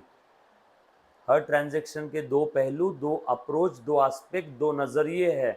उन्हीं 2 नजरियों को हम लोग डेबिट एस्पेक्ट और क्रेडिट एस्पेक्ट कहते हैं। हर ट्रांजैक्शन के कितने इफेक्ट होते हैं? 2, एक डेबिट इफेक्ट और एक क्रेडिट इफेक्ट। ये इफेक्ट कैसे मूव होते हैं, कैसे रन होते हैं, वो मैं आज बताने जा रहा हूँ। यस और नो? अभी ये चीज क्लियर हो सभी को? अब आज के बाद आपसे कोई पूछेगा ट्रेडिंग अकाउंट में क्लोजिंग स्टॉक क्यों लिखते हैं, तो आप जवाब क्या दोगे? उसके पीछे का लॉजिक है रेवेन्यू मैचिंग, बरोबर है। और क्लोजिंग स्टॉक जो ट्रेडिंग में दिख रहा है वो क्या है? वो एडजस्टमेंट आउट ऑफ परचेस है। वो क्या है? Adjustment out of purchase. क्यों किया वो एडजस्टमेंट? रेवेन्यू मैचिंग कॉन्सेप्ट ने बोला इसके लिए। क्या कहता है रेवेन्यू मैचिंग कॉन्सेप्ट? भैया अगर आप लोगों का ये क्वांटिटी इनकम 7 क्वांटिटी का है तो खर्चा भी 7 का होना चाहिए। खर्चा ज्यादा दिख रहा है तो कम कर दो, कम करना है अपोजिट में लिख दिया। क्लियर है? ये बात समझ में आई सभी को? अब मुझे एक बात बताओ, ये कब सेल होगा? शायद ये अगले पीरियड में सेल होगा। अब ये ईयर 1 का ट्रेडिंग अकाउंट है, अब ये कब सेल होगा बता बेटा? शायद अगले पीरियड। तो ईयर 2 का जब ट्रेडिंग अकाउंट बनेगा तो पिछले साल का जो क्लोजिंग था वो अगले साल का क्या बन जाएगा? और अगले पीरियड में सेल हो गया। तो अब सेकंड ईयर में भी सेल नहीं हुआ तो थर्ड ईयर सेकेंड ईयर में सेल नहीं हुआ, ये ले फिर से ये कहां पे आ गया? सो थर्ड ईयर अगले साल भी सेल नहीं हुआ, फोर्थ ईयर। अगले साल भी सेल नहीं हुआ, फिफ्थ ईयर। अगले साल भी सेल नहीं हुआ, सिक्स्थ ईयर। अगले साल भी सेल नहीं हुआ, 7th ईयर। 1 करोड़ साल तक सेल नहीं हुआ, 1 करोड़ साल बाद भी दिखते रहेगा। यस और नो? बट फिर वो स्टॉक लॉस में ही जाएगा। किसमें? क्यों जाएगा? जब तक क्वेश्चन में स्पेसिफिकली बोला ना हो कि वो स्टॉक खराब हो गया, लॉस हो गया, तब तक के तो दिखते रहेगा। हाँ, हिमालय ना होता तो क्या होता? चाइना हम पे हमला कर देता। अगर हम लोग इतने प्रोज एंड कॉन्स हर चीज के सोचते बैठेंगे तो अकाउंटिंग कभी होगी नहीं। जमाना चला जाएगा, जमाना आ जाएगा, जमाना नहीं आएगा, हमें क्या लेना देना? यस और नो? लॉजिक क्या है? क्लोजिंग स्टॉक इस पीरियड में सेल नहीं हुआ तो कहाँ जाएगा? अगले पीरियड में। अगले पीरियड में वो जमाना नहीं है, अगले पीरियड में पृथ्वी खत्म हो गई तो कुछ नहीं, बुक्स ऑफ अकाउंट्स भी खत्म हो जाएगा। कभी कभी बच्चे कि नहीं स्टूडेंट बनते बनते साइंटिस्ट बन जाते हैं, तो प्लीज आप लोगों ने स्टूडेंट रहना है, साइंटिस्ट नहीं बनना है, राइट? क्लियर है? ये बात समझ में आई अल्पो? चल, अब तो यहाँ पे समझ में आया सभी को। तो ओपनिंग स्टॉक वैसे ही ईयर इसके भी पहले साल कोई होगा तो उसका ओपनिंग स्टॉक यहाँ पे आया होगा कि नहीं? सो ये इतना जो पिछले 10 मिनट से मैं डिस्कशन कर रहा हूँ वो बस आपको ये समझाने के लिए कि ट्रेडिंग अकाउंट के डेबिट में क्या दिखता है, ओपनिंग स्टॉक, और क्रेडिट साइड में यहाँ पे क्या दिखेगा, closing stock. Are you getting a point? Yes और नो? वरना चाहता तो मैं आपको बोल भी देता, जैसे 11th के अंदर में आपको बोला गया था लर्न कर लो। क्लियर है? अच्छा मुझे एक बात बताओ, एक और चीज इसमें बताते, मान लो 7 क्वांटिटी खरीदा, बेचा 5 ही क्वांटिटी और 2 क्वांटिटी चोरी हो गई, लॉस हो गया, आग लग गई।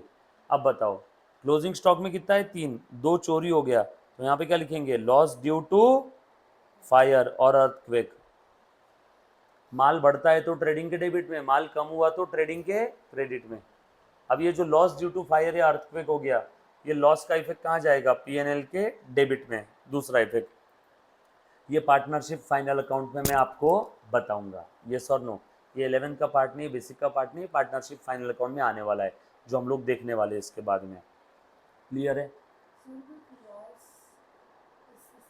हाँ, बड़ा प्यारा सवाल। एक बच्चे ने बोला सर ये ट्रेडिंग के क्रेडिट साइड में तो इनकम है, इनकम के अंदर में लॉस क्या कर रहा है? बिल्कुल सही जवाब है बेटा, ध्यान से सुनना। देखो बिल्कुल सही सवाल है, जवाब नहीं सॉरी, ये ट्रेडिंग अकाउंट है, राइट? ट्रेडिंग अकाउंट के डेबिट और क्रेडिट साइड में ये मैंने माल परचेस किया, कितनी क्वांटिटी, 10 क्वांटिटी, बरोबर है? ये पीएनएल अकाउंट है, ध्यान से देखना सब लोग। हाँ, एक बच्ची ने सवाल पूछा कि सर ये 10 क्वांटिटी में से 2 क्वांटिटी चोरी हो गई, लॉस हो गया, loss due to theft, fire और अर्थक्वेक, जो समझना है समझ लो तीनों में से। क्या लॉस हुआ, कैश का लॉस हुआ, मशीन का लॉस हुआ या गुड्स का लॉस हुआ? गुड्स का, है ना? 10 क्वांटिटी खरीदा था, 2 क्वांटिटी का लॉस हो गया। ये जो लॉस है ना, इस टाइप के लॉसेस धंधे में होते रहते हैं, बड़े बड़े शहरों में छोटी छोटी बातें होती रहती है बाबू मुशाय, ये ऑपरेटिंग लॉस है। और ऑपरेटिंग लॉस कहाँ जाना चाहिए, ऑपरेटिंग लॉस जाना चाहिए पीएनएल के डेबिट में। ऑपरेटिंग लॉस की सही जगह क्या है, पीएनएल के डेबिट में, यस और नो? कौन सा लॉस है, ऑपरेटिंग। धंधा करते हैं तो इतना सोच के चलो कि थोड़ा बहुत लॉस होने वाला है, तो इस टाइप के जो लॉसेस है ये जनरली कहाँ लिखते हैं हम लोग, पीएनएल के डेबिट में। धंधा कर रहे हैं तो उसके साइड इफेक्ट है, जैसे शादी के साइड इफेक्ट, वैसे बिजनेस के साइड इफेक्ट है। छोटे मोटे लॉसेस होते रहते हैं, मैं हर लॉसेस को रोक नहीं सकता हूँ, ये मेरे कंट्रोल के बाहर है। तो ये लॉस एक्चुअल में कहाँ जाना चाहिए, ये लॉस जाना चाहिए पीएनएल के डेबिट में। लेकिन अब तुम मुझे एक बात बताओ, 10 क्वांटिटी मैंने खरीद लिया, 2 क्वांटिटी लॉस हो गई, अब मैंने कहीं कुछ भी नहीं लिखा, तू बता सानिका वो 2 क्वांटिटी का लॉस अभी हाल फिलहाल में कहाँ दिख रहा है? दिख रहा है ना, ट्रेडिंग के डेबिट में। ट्रेडिंग के डेबिट में एक्सपेंसेस एंड लॉसेस रहेंगे ना, ये देख ट्रेडिंग के डेबिट में इसी 10 में से 2 गए ना, वो 2 है कहाँ अभी, वो 2 10 में है। अरे मैंने 10 क्वांटिटी खरीदी थी, 10 में से 2 क्वांटिटी लॉस हो गई, तो वो जो 2 क्वांटिटी के लिए खर्चा किया था वो 2 क्वांटिटी का खर्चा अभी हाल फिलहाल में कहां दिख रहा है, ट्रेडिंग के डेबिट में। ये 10 क्वांटिटी का जो टोटल अमाउंट है इसी में वो 2 क्वांटिटी का भी खर्चा घुसा पड़ा है ना, वो अभी हाल फिलहाल में कहां दिख रहा है, ट्रेडिंग के डेबिट में। लेकिन वो 2 क्वांटिटी का जो भी कॉस्ट है वो कहां आना चाहिए था, पीएनएल के डेबिट में। अभी वो हाल फिलहाल में कहां है, ट्रेडिंग के डेबिट में। अब 2 क्वांटिटी लॉस हो गई है तो उसको ट्रेडिंग के डेबिट से निकालो और पीएनएल के डेबिट में डालो। अब तू बता ट्रेडिंग के डेबिट से निकालना है तो मैं कौन से साइड में लिखूं? वेरी गुड, अब समझ में आया। डेबिट से कोई चीज निकालनी है तो कहां लिखेंगे, loss due to goods. Goods का लॉस, कैश का लॉस ट्रेडिंग में नहीं आएगा, ट्रेडिंग में कौन सा लॉस आएगा, GWDS, गुड्स का लॉस। तो loss due to earthquake, fire और थेफ्ट। और इसको, इसका दूसरा इफेक्ट डबल एंट्री सिस्टम, कहाँ दिखाऊं, ट्रेडिंग से निकाल के कहाँ डालना है, पीएनएल के डेबिट में। अभी समझा, पक्का? चलो आगे, ये देखो ये मैंने यहाँ पे लिख दिया, लॉस, गुड्स लॉस, कैश नहीं, goods loss due to fire, earthquake और थेफ्ट। ये हुआ आपका ट्रेडिंग अकाउंट कंप्लीट। अब मुझे एक बात बताओ, ट्रेडिंग अकाउंट में कौन सा आइटम मैंने क्यों लिखा, कैसे लिखा, काय को लिखा, हर चीज के पीछे की वजह समझ में आई? वापस एक बार, माल खरीदने से लेकर बिजनेस में लेकर आने तक के सारे खर्चे ट्रेडिंग के डेबिट में, ओपनिंग स्टॉक ट्रेडिंग के डेबिट में, क्योंकि पिछले पीरियड में जो माल नहीं सेल हुआ शायद वो इस पीरियड में सेल होगा, इसलिए इस पीरियड के ट्रेडिंग के डेबिट में लिख दिया।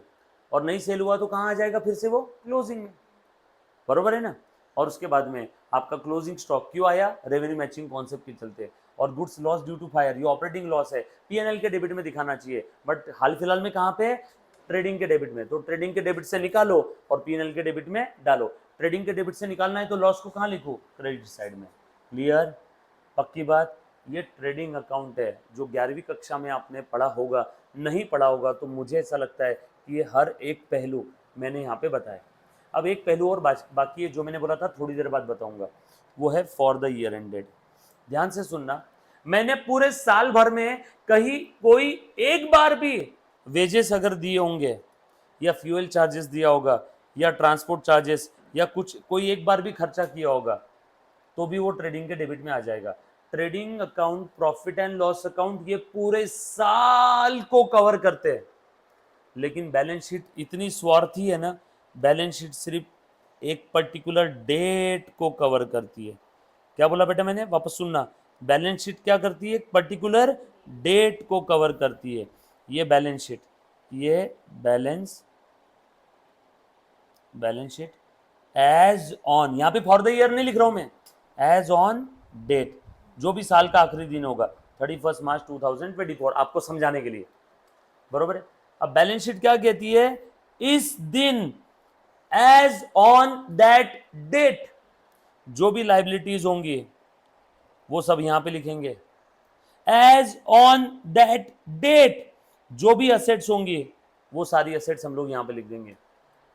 जैसे साल भर मेरे पास BMW कार थी, साल के आखिरी दिन मैंने BMW कार बेच दिया। अब बताओ, जिस समय पे मैं बैलेंस शीट बना रहा हूं उस समय मेरे पास BMW कार है? नहीं। बैलेंस शीट में BMW कार आएगी? नहीं। सो बैलेंस शीट बोलती है भैया साल भर तेरे पास क्या था नहीं था मुझे कोई लेन देन नहीं है, जिस दिन मैं बन रही हूं उस दिन अगर तेरे पास कार है तो वो बैलेंस शीट में दिखेगी। So balance sheet is like a selfie, snapshot, photo. मतलब जिस मोमेंट पे आपने फोटो निकाला उस समय आप जैसे थे बस वो दिखोगे, फोटो निकालने के पहले आप क्या कर रहे थे वो बैलेंस शीट में नहीं दिखेगा। सो बैलेंस शीट एक पर्टिकुलर मोमेंट का पिक्चर आपको दिखाती है। साल भर आपके पास BMW कार थी, बैलेंस शीट बनाने के 1 घंटे पहले कार बेच दी, अब बताओ बैलेंस शीट में कार दिखेगी क्या? No, no. साल के आखिरी में, फाइनल अकाउंट का ही पार्ट है, मैंने ऑलरेडी बताया फाइनल अकाउंट कब बनाते हैं? जनरली साल के आखिरी में, यस और नो। लेकिन ट्रेडिंग P&L ऐसे नहीं है। साल भर मेरे पास BMW कार थी, साल के आखिरी में मेरे पास BMW कार है नहीं, बट उस साल भर में BMW कार के लिए जो भी मैंने रिपेयर मेंटेनेंस का खर्चा किया होगा साल में एक बार भी, तो भी वो P&L में आ जाएगा। साल में एक बार भी रिपेयर का खर्चा किया तो P&L में आएगा कि नहीं आएगा? मतलब देखो, साल के आखिरी दिन मैंने कोई रिपेयर मेंटेनेंस का खर्चा नहीं किया, साल के पहले दिन किया था, बट फिर भी देखो P&L ने याद रखा। सो P&L आपको, ट्रेडिंग आपको, P&L आपको पूरे साल की पिक्चर दिखाता है। Trading P&L is like a video film, पूरे साल को कवर कर रहा है, but balance sheet is like a snapshot, photo, बस उस मोमेंट को कवर कर रहा है। उस मोमेंट पे आपकी औकात क्या थी, एसेट्स लायबिलिटी कितनी थी, वो बैलेंस शीट आपको बताती है। लेकिन ट्रेडिंग P&L पूरे साल को कवर करते हैं। पूरे साल भर में आपके पास, आपने मान लो एक लेबर था, आपके पास साल के 6 महीने था, वेजेस देते थे आप उसको, बाद के 6 महीने या जिस दिन फाइनल अकाउंट बनाया उस दिन वो लेबर आपके पास है ही नहीं, वो छोड़ के चला गया आपको, बट फिर भी साल में आपने एक बार भी उसको वेजेस दिया होगा, तो ट्रेडिंग के अंदर में आ जाएगा क्या वेजेस? यस और नो? साल में एक बार ही आपने वेजेस दिया था, बाकी पूरे साल भर वेजेस दिए नहीं, एक बार भी वेजेस दिया होगा तो देखो ट्रेडिंग में आ गया, जो भी उसका बैलेंस होगा 50, 100, 200 रुपए एक बार का। सो ट्रेडिंग और प्रॉफिट एंड लॉस अकाउंट पूरे साल के इनकम और एक्सपेंस को कवर करते हैं, लेकिन बैलेंस शीट, जिस दिन आप बैलेंस शीट बना रहे उस दिन, उस मोमेंट पे जो असेट्स और लायबिलिटी उसके पास है बस उसको कवर करती है। साल भर मेरे पास बिल्डिंग थी, साल के आखिरी दिन बिल्डिंग बेच दिया, बोलो बैलेंस शीट में बिल्डिंग आएगी? नो। साल भर मेरे पास क्यों आएगी बैलेंस शीट? तो एज ऑन दैट डेट, उस मोमेंट पे बना रहे। साल भर मेरे पास BMW कार नहीं थी, बैलेंस शीट बनाने के 5 मिनट पहले मैंने कार खरीदा, अब बताओ वो कार बैलेंस शीट में आएगी क्या? यस। बैलेंस शीट बड़ी स्वार्थी है, जिस मोमेंट पे आप बना रहे हो उस मोमेंट पे जो असेट्स और लायबिलिटी आपके पास है वो सारी असेट्स और लायबिलिटी की पिक्चर कौन बताएगा? Balance sheet. यस और नो? क्लियर है? ये बात समझ में आई? पक्का? चलूँ मैं आगे? डन। सो बैलेंस शीट में बेसिकली आता क्या है बताओ तो जरा? सारी लायबिलिटीज और एसेट्स। लायबिलिटीज और एसेट्स बताने की जरूरत नहीं आपको, क्या क्या लायबिलिटीज में? लायबिलिटी में आपका बैंक लोन आ जाएगा, कैपिटल भी आपकी लायबिलिटी है। क्यों रे बेटा, कैपिटल को लायबिलिटी क्यों बोलते बताओ तो जरा? कैपिटल को लायबिलिटी क्यों बोलते हैं? एनीबडी? आज मैं थोड़ा एक्स्ट्रा लेने वाला हूँ क्योंकि मंडे को मेरा ऑफ रहेगा, इसलिए आज मैं थोड़ा एक्स्ट्रा ले रहा हूँ बेटा, जो बच्चे लाइव स्ट्रीमिंग देख रहे हैं। हाँ बोलो। तू मारेगी मैं मारू रिस्क? कैपिटल को लायबिलिटी क्यों बोला गया है?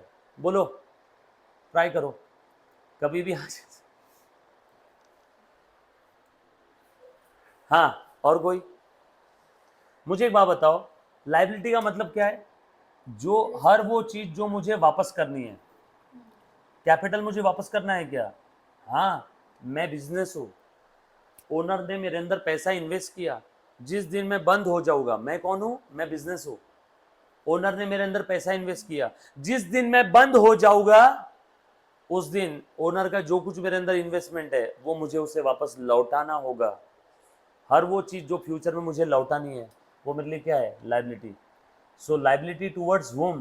Capital is the liability towards owner, bank loan is the liability towards that bank जिससे भी आपने लोन लिया है। यस और नो? सो हर वो चीज जो मुझे फ्यूचर में लौटानी है उस समय क्या बोलूंगा? लायबिलिटी। कुछ बात समझ में आ रही है सभी को? सो कैपिटल किसको वापस करना है? ओनर को। कब? जिस दिन धंधा बंद होगा। किस दिन धंधा बंद होगा? फ्यूचर में। खेल खत्म ना? फ्यूचर में जो भी चीज वापस करना है उसको हम लोग क्या बोलेंगे? लायबिलिटी।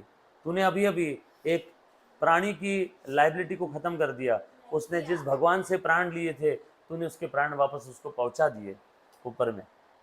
चलो ध्यान से सुनना। सो कैपिटल लायबिलिटी है, बैंक लोन लायबिलिटी है, any amount payable, creditors, creditors payables, ये सब क्या है? लायबिलिटी है। Yes sir. एसेट्स में क्या क्या आ जाएगा बताओ? हाँ बोलो बोलो फटाफट से। Cash, car, computer, furniture, land and building, closing stock. बरोबर है क्या? साल के आखिरी दिन का बैंक बैलेंस, असेट है ना सब मेरे लिए? क्लियर है? कुछ बात समझ में? सो ये थे आपके 3 अकाउंट। अब इसमें क्रेडिट साइड की टोटल ज्यादा है, डेबिट साइड की टोटल कम है। क्रेडिट साइड मतलब कौन सी साइड है बेटा? इनकम। इनकम साइड की टोटल ज्यादा है तो यहां पे क्या आएगा? बोलो, ग्रॉस प्रॉफिट। और डेबिट साइड खर्चे वाली टोटल ज्यादा है तो यहां पे क्या आएगा? इधर आए तो ग्रॉस लॉस। फिर ये ग्रॉस प्रॉफिट अगर आए तो इधर लिख देना, ग्रॉस लॉस आए तो डेबिट में लिखना। और ये जैसे ही आपने ट्रांसफर कर दिया gross profit gross loss trading से पीएनएल में, ट्रेडिंग अकाउंट क्लोज। ट्रेडिंग का बैलेंसिंग फिगर किधर मरेगा? जाके पीएनएल में, क्योंकि आपको नेट प्रॉफिट निकालना है ना। अरे अभी तो थोड़ी देर पहले तुम्हारी बात हुई थी, तुमने ही तो बोला था मुझे, मैंने 10 रुपए का पेन खरीदा 15 में बेचा। बोलो ग्रॉस प्रॉफिट कितना आया? 5। अब इसमें से इनडायरेक्ट खर्चे माइनस करने हैं। इनडायरेक्ट खर्चे कितने थे? 2। नेट प्रॉफिट कितना आया? 3। तो अब इनडायरेक्ट खर्चे कहाँ पे है? पीएनएल में। अब इनडायरेक्ट खर्चे ग्रॉस प्रॉफिट से माइनस करना है तो ग्रॉस प्रॉफिट को इनडायरेक्ट खर्चों के पास लाना पड़ेगा ना। अब इनडायरेक्ट खर्चों के पास लाना है मतलब उसको कहाँ लाना है? पीएनएल में। गावरान भाषा में ट्रेडिंग का बैलेंसिंग फिगर पीएनएल में डालो। बरोबर है? हाँ, क्या करें, इतनी मेहनत करके हम लोग जीवन जीते हैं, कपड़े खरीदते हैं, आखिरी में मर जाते हैं, तो और कोई ऑप्शन क्या है? बरोबर है? इतनी सब मेहनत करके कर क्या रहे? हम लोग इतनी सारी मेहनत क्यों कर रहे हैं अल्टीमेटली? बताओ मुझे, अल्टीमेटली आप सब लोग क्यों पढ़ रहे हो? पैसे के लिए। अरे और क्या है? कोई मुझे अगर प्रूफ करके बता दे कि सर नहीं मैं पैसे के लिए नहीं कर रहा हूं। अल्टीमेट गोल क्या है आप सबका? पैसा। तो इतनी सब मेहनत कर रहे हो सिर्फ पैसे के लिए? अच्छा, भारत सरकार आप सभी को नोटें क्यों नहीं छाप के दे देती रे? नोटें छापने की मशीन है ना, भारत सरकार को बोलो सर पेपर मैं ला के देती हूँ, पेपर मैं ला के देती हूँ, मुझे एक 2-4 करोड़ छाप के दे दो। क्यों नहीं देती है बताओ मुझे? लोगों के पास पैसा आ गया तो देश की तरक्की हो जाएगी ना, तो क्यों नहीं देती है? कभी सोचा है क्या एनीबॉडी?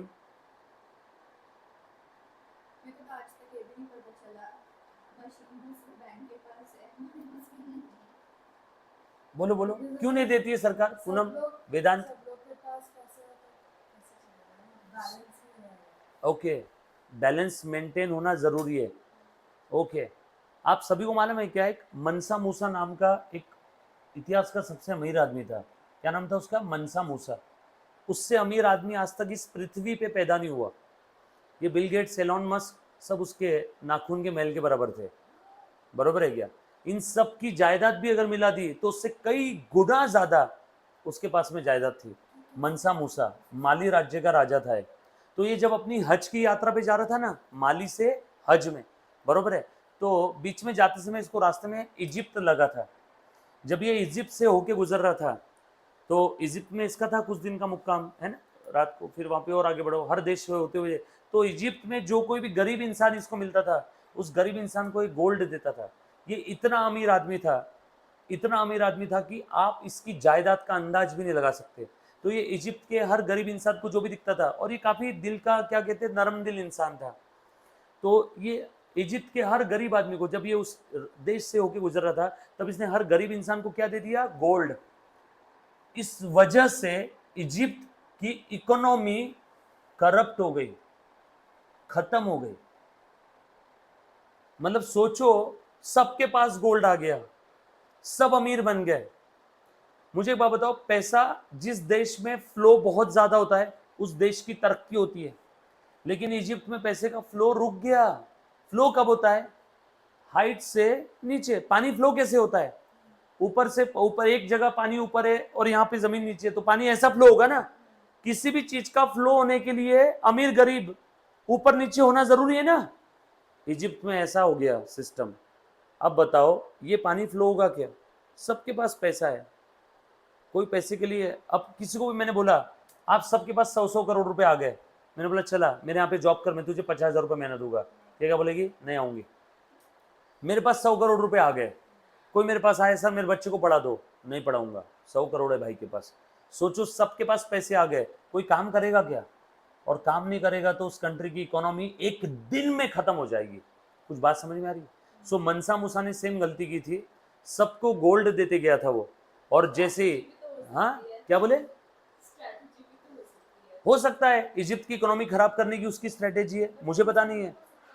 उसके पास गोल्ड, अरे तो वो मनसा मूसा जो था, राजा था ना उस देश का, जमीन के नीचे सोना बहुत मिलता था पहले, अब नहीं मिलता है, सब निकाल लिया अंग्रेजों ने।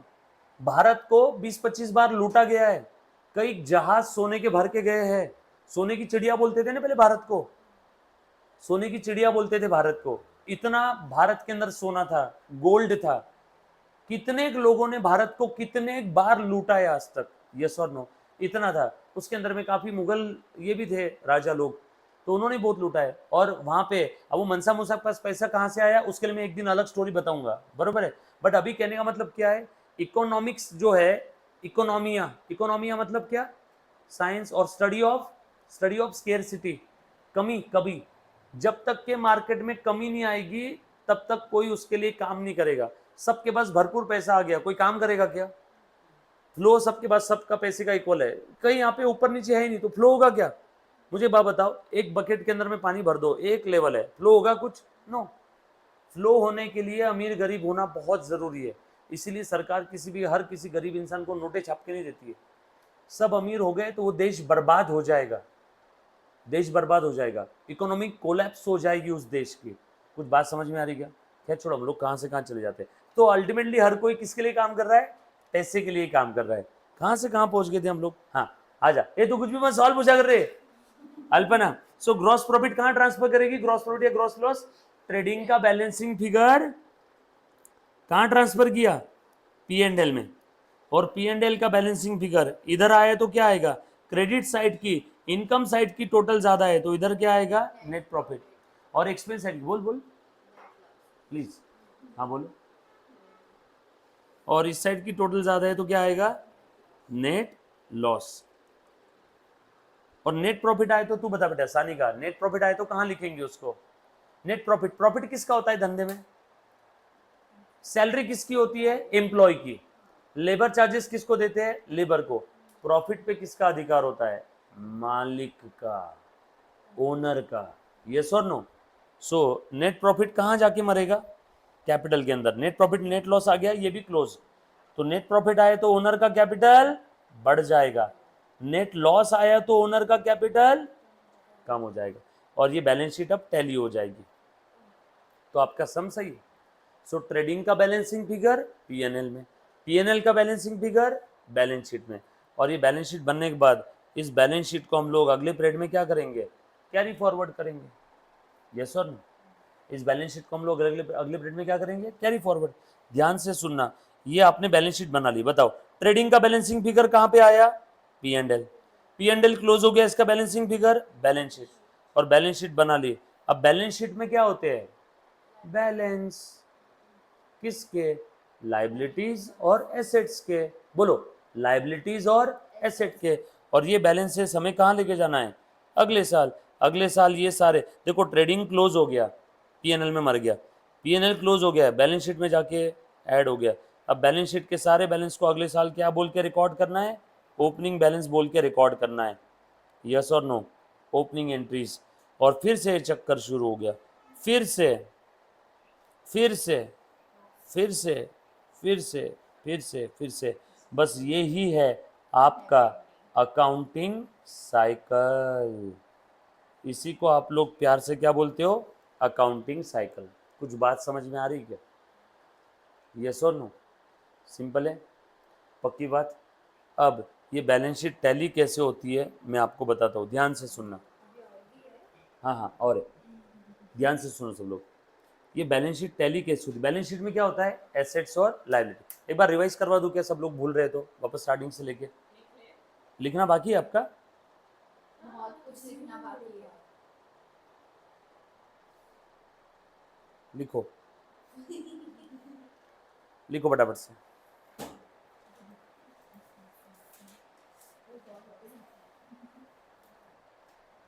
लिखो जल्दी जल्दी से लिखना है बेटा सभी ने। कल भी है, कल सैटरडे। हाँ कल है, कल है।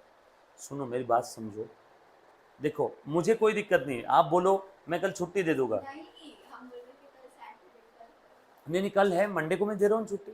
नहीं, कल छुट्टी नहीं मांग रहे हो, हाँ हाँ, कल आके कर नहीं कल तो नॉर्मल है, मैं तो मंडे का पढ़ा रहा हूँ। ट्यूसडे को पढ़ा दो। देखो कैसा, मैंने मुझे है ना इधर बानेर एरिया में ना कुछ अलग करना है, मैं भी अगर वो ही करूँगा जो बाकी क्लास वाले करते हैं तो मुझे भी वही मिलेगा जो बाकी क्लास वालों को मिलता है, फेल्यूर।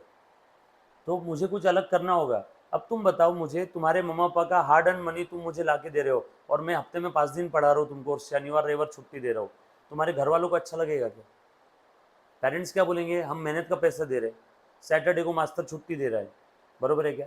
सैटरडे को रखेंगे ना हम लोग, लेक्चर भी रखेंगे, टेस्ट भी रखेंगे, टेस्ट के लिए सैटरडे रिजर्व रखा है। सोचो 5 दिन लेक्चर, ये सैटरडे संडे छुट्टी, और 5 दिन में एक दिन टेस्ट रख लूँ तो आपका हफ्ते में पढ़ाई कितने दिन हो रहा है, सिर्फ 4 दिन। और अकाउंट्स इंपॉर्टेंट सब्जेक्ट है, बचे हुए सब्जेक्ट मैंने रखे ना, दो दो दिन ही तो रखे हुए, अकाउंट्स इंपॉर्टेंट है। आप समझे नहीं, मैंने क्या बोला। तुम जो बोल रहे हो ना, तुम एक बार की छुट्टी मांग रहे हो, नो, आई और एम मैं, छुट्टी नहीं मांग रही हो। तुम बोल रहे हो कि सर कल पढ़ा देना, आज रुक जाओ यहाँ पे। आज थोड़ा सा हाँ तो वही तो छुट्टी है, मेरे नज़र में उसी को छुट्टी बोलते हैं।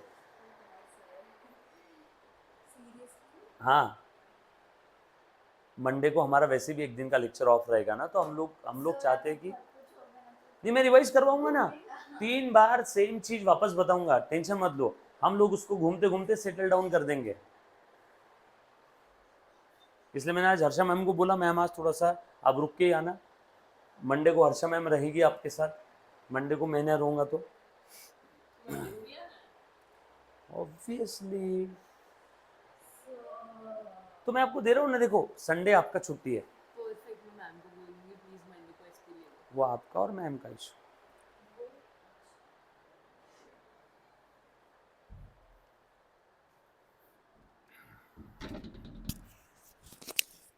लाया रिपोर्ट।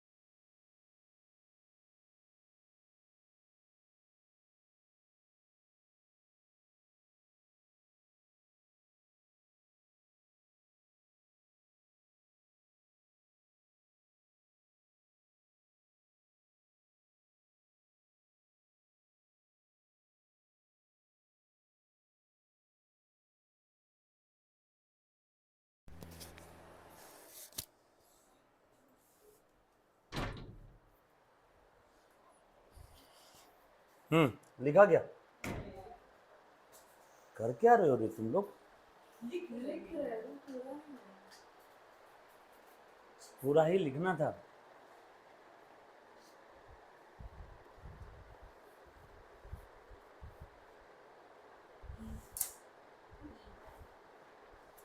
सानिका को नींद आ रही, तो क्यों ऐसा करती रहे, धक्के मारते रहती है उसको?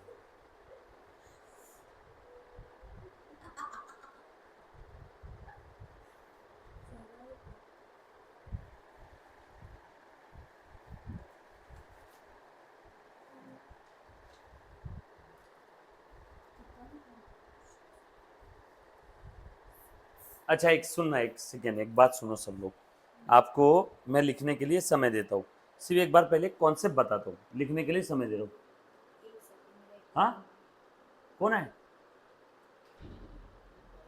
हाँ, आया आया आया, एक मिनट, बैठा बैठा। भविष्य, देश का भविष्य ये है, इधर 5-5 मेरे सामने। मैं आपको लिखने का समय देता हूँ, एक सेकेंड, एक बात सुनिए, बात सुनना सब लोग। जैसे आप सभी लोग जानते हो, काम की चीज़ें ये भी आपने बाद में लिखना, मैं लिखने के समय दे रहा हूँ। देख जानवी, ध्यान दे मुन्ना, आप सभी लोग जानते हो, जब भी मैं कोई फाइनेंशियल ट्रांजैक्शन की बात कर रहा हूँ, ये सारा लफड़ा, खेल कहानी शुरू कहाँ से हुआ? फिनेंशियल ट्रांजैक्शन से। यस और नो? ट्रांजैक्शन ही ना होता तो रिकॉर्डिंग ना होती, तो पोस्टिंग ना होता, तो बैलेंसिंग नहीं होती, तो ट्रेडिंग पीएनएल बैलेंस शीट भी नहीं होता। यस और नो? और आप सभी लोग जानते हो ट्रांजैक्शन का मतलब क्या है? इस हाथ ले, उस हाथ दे। लेन देन के अलावा और कुछ होता है क्या इस दुनिया में? ये देखो, ये आप हो, ये आप माल बेच रहे हो, और ये कोई कस्टमर है। ये कस्टमर से आपको क्या है? पैसे, और बदले में आपने उसे क्या दिया? गुड्स दिया या सर्विसेज दी। डॉक्टर हो तो आप सर्विस दोगे, किराना दुकान वाले हो तो आप गुड्स दोगे, या आपने आपकी कोई असेट बेची, सामने वाले को कुछ न कुछ दिया है। देखो, सामने वाले को कुछ न कुछ दिया है, तो बदले में आपको कुछ न कुछ मिला है। ये आपको मिला, आपने लिया, लेन देन। इसके हिसाब से भी वही है, लेन देन।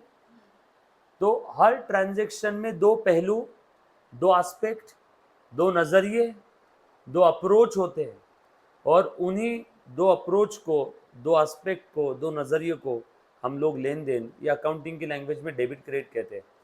अब ये मत पूछना डेबिट यानी लेन या देन, क्योंकि कभी कभी डेबिट यानी लेन, कभी कभी डेबिट यानी देन। डेबिट का मतलब असेट बढ़ना भी होता है, डेबिट का मतलब लायबिलिटी कम होना भी होता है। सो इस ट्रांजैक्शन में लेन देन हर बार इक्वल रहेगा या अनइक्वल रहेगा? अनइक्वल। मतलब आप किराना दुकान पे जाते हो, 100 रुपए देते हो, तो बदले में 150 का सामान मिलता है, या 90 का, या 100 का? 100 का, मतलब इक्वल रहेगा ना। अनइक्वल कैसे रहेगा? तो जितना आप दोगे, बदले में उतने का ही कुछ लोगे, या आसान भाषा में, जितने का आपने लिया, बदले में आप उतना दोगे। तो हर बार ये लेन देन इक्वल रहेगा।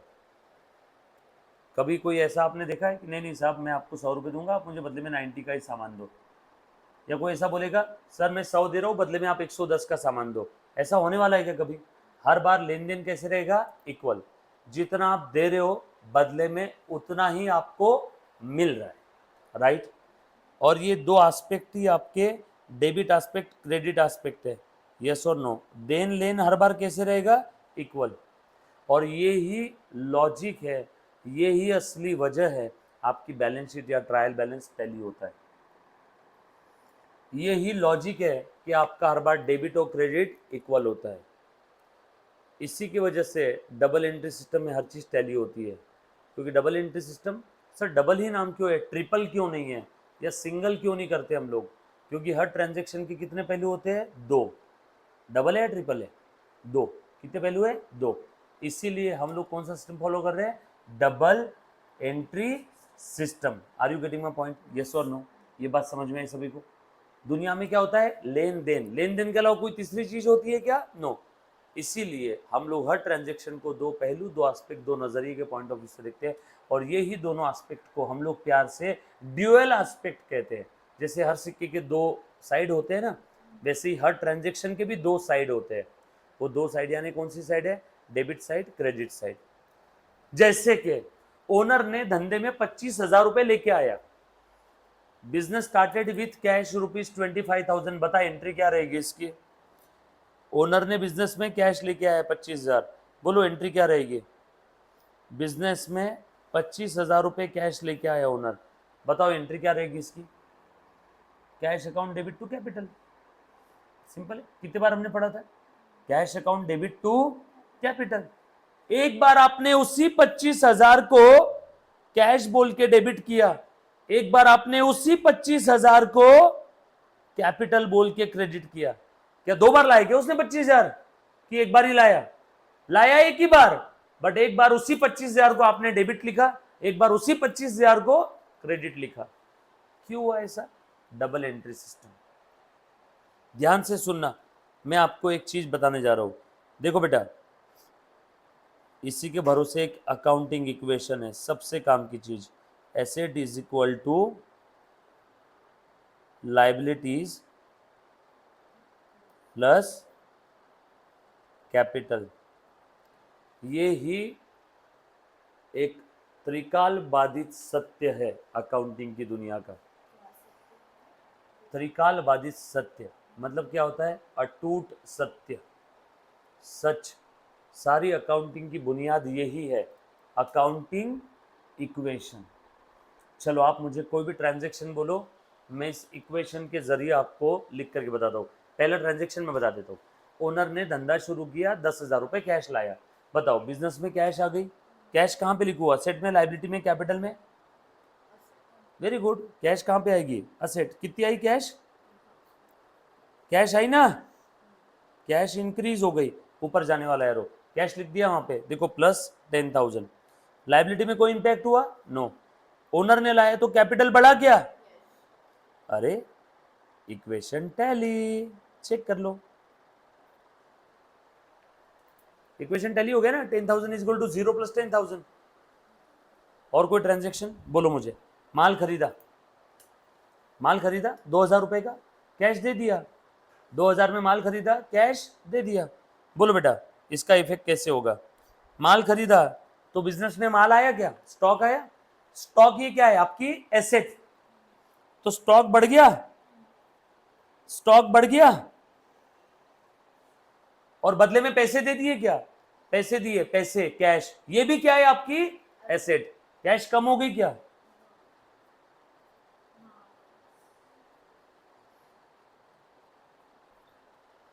डन। फिर से चेक कर लो, इधर no change, no change. Liability और कैपिटल में नो चेंज। 10,000 प्लस 2,000 माइनस 2,000 कितना आया? 10,000। 0 plus no change 0। 10,000 plus no change, again tally. कोई भी इक्वेशन बोलो जो आपके दिल में आता है, एनीबॉडी बोलो बोलो बोलो। माल बेच दिया सर, ये 2,000 का जो आपने माल लाया था ना, वो माल आपने 10,000 में बेचा। कितने में बेचा? 10 में। बोलो माल कितने का कम हुआ? 2,000 का। माल कितने का कम हुआ? 2,000 का। और बेचा कितने में? 10,000 में। स्टॉक कितने का गया बिजनेस से? 2,000 रुपए वाला जो स्टॉक था वो स्टॉक चला गया, और पैसे कितने आए बदले में? 10,000। बरोबर ना? प्रॉफिट में बेचा मैंने, पैसे कितने आए? 10,000। कैश आ गई, कैश बढ़ गई। बताओ 2,000 की चीज 10,000 में बेची, फायदा कितने का हुआ? उस फायदे को आप लोग क्या बोलते हैं अंग्रेजी में? प्रॉफिट। प्रॉफिट किसका होता है? ओनर का। ओनर कहां बैठा है? कैपिटल में। तो कैपिटल में प्रॉफिट लिख दूं क्या? 8,000।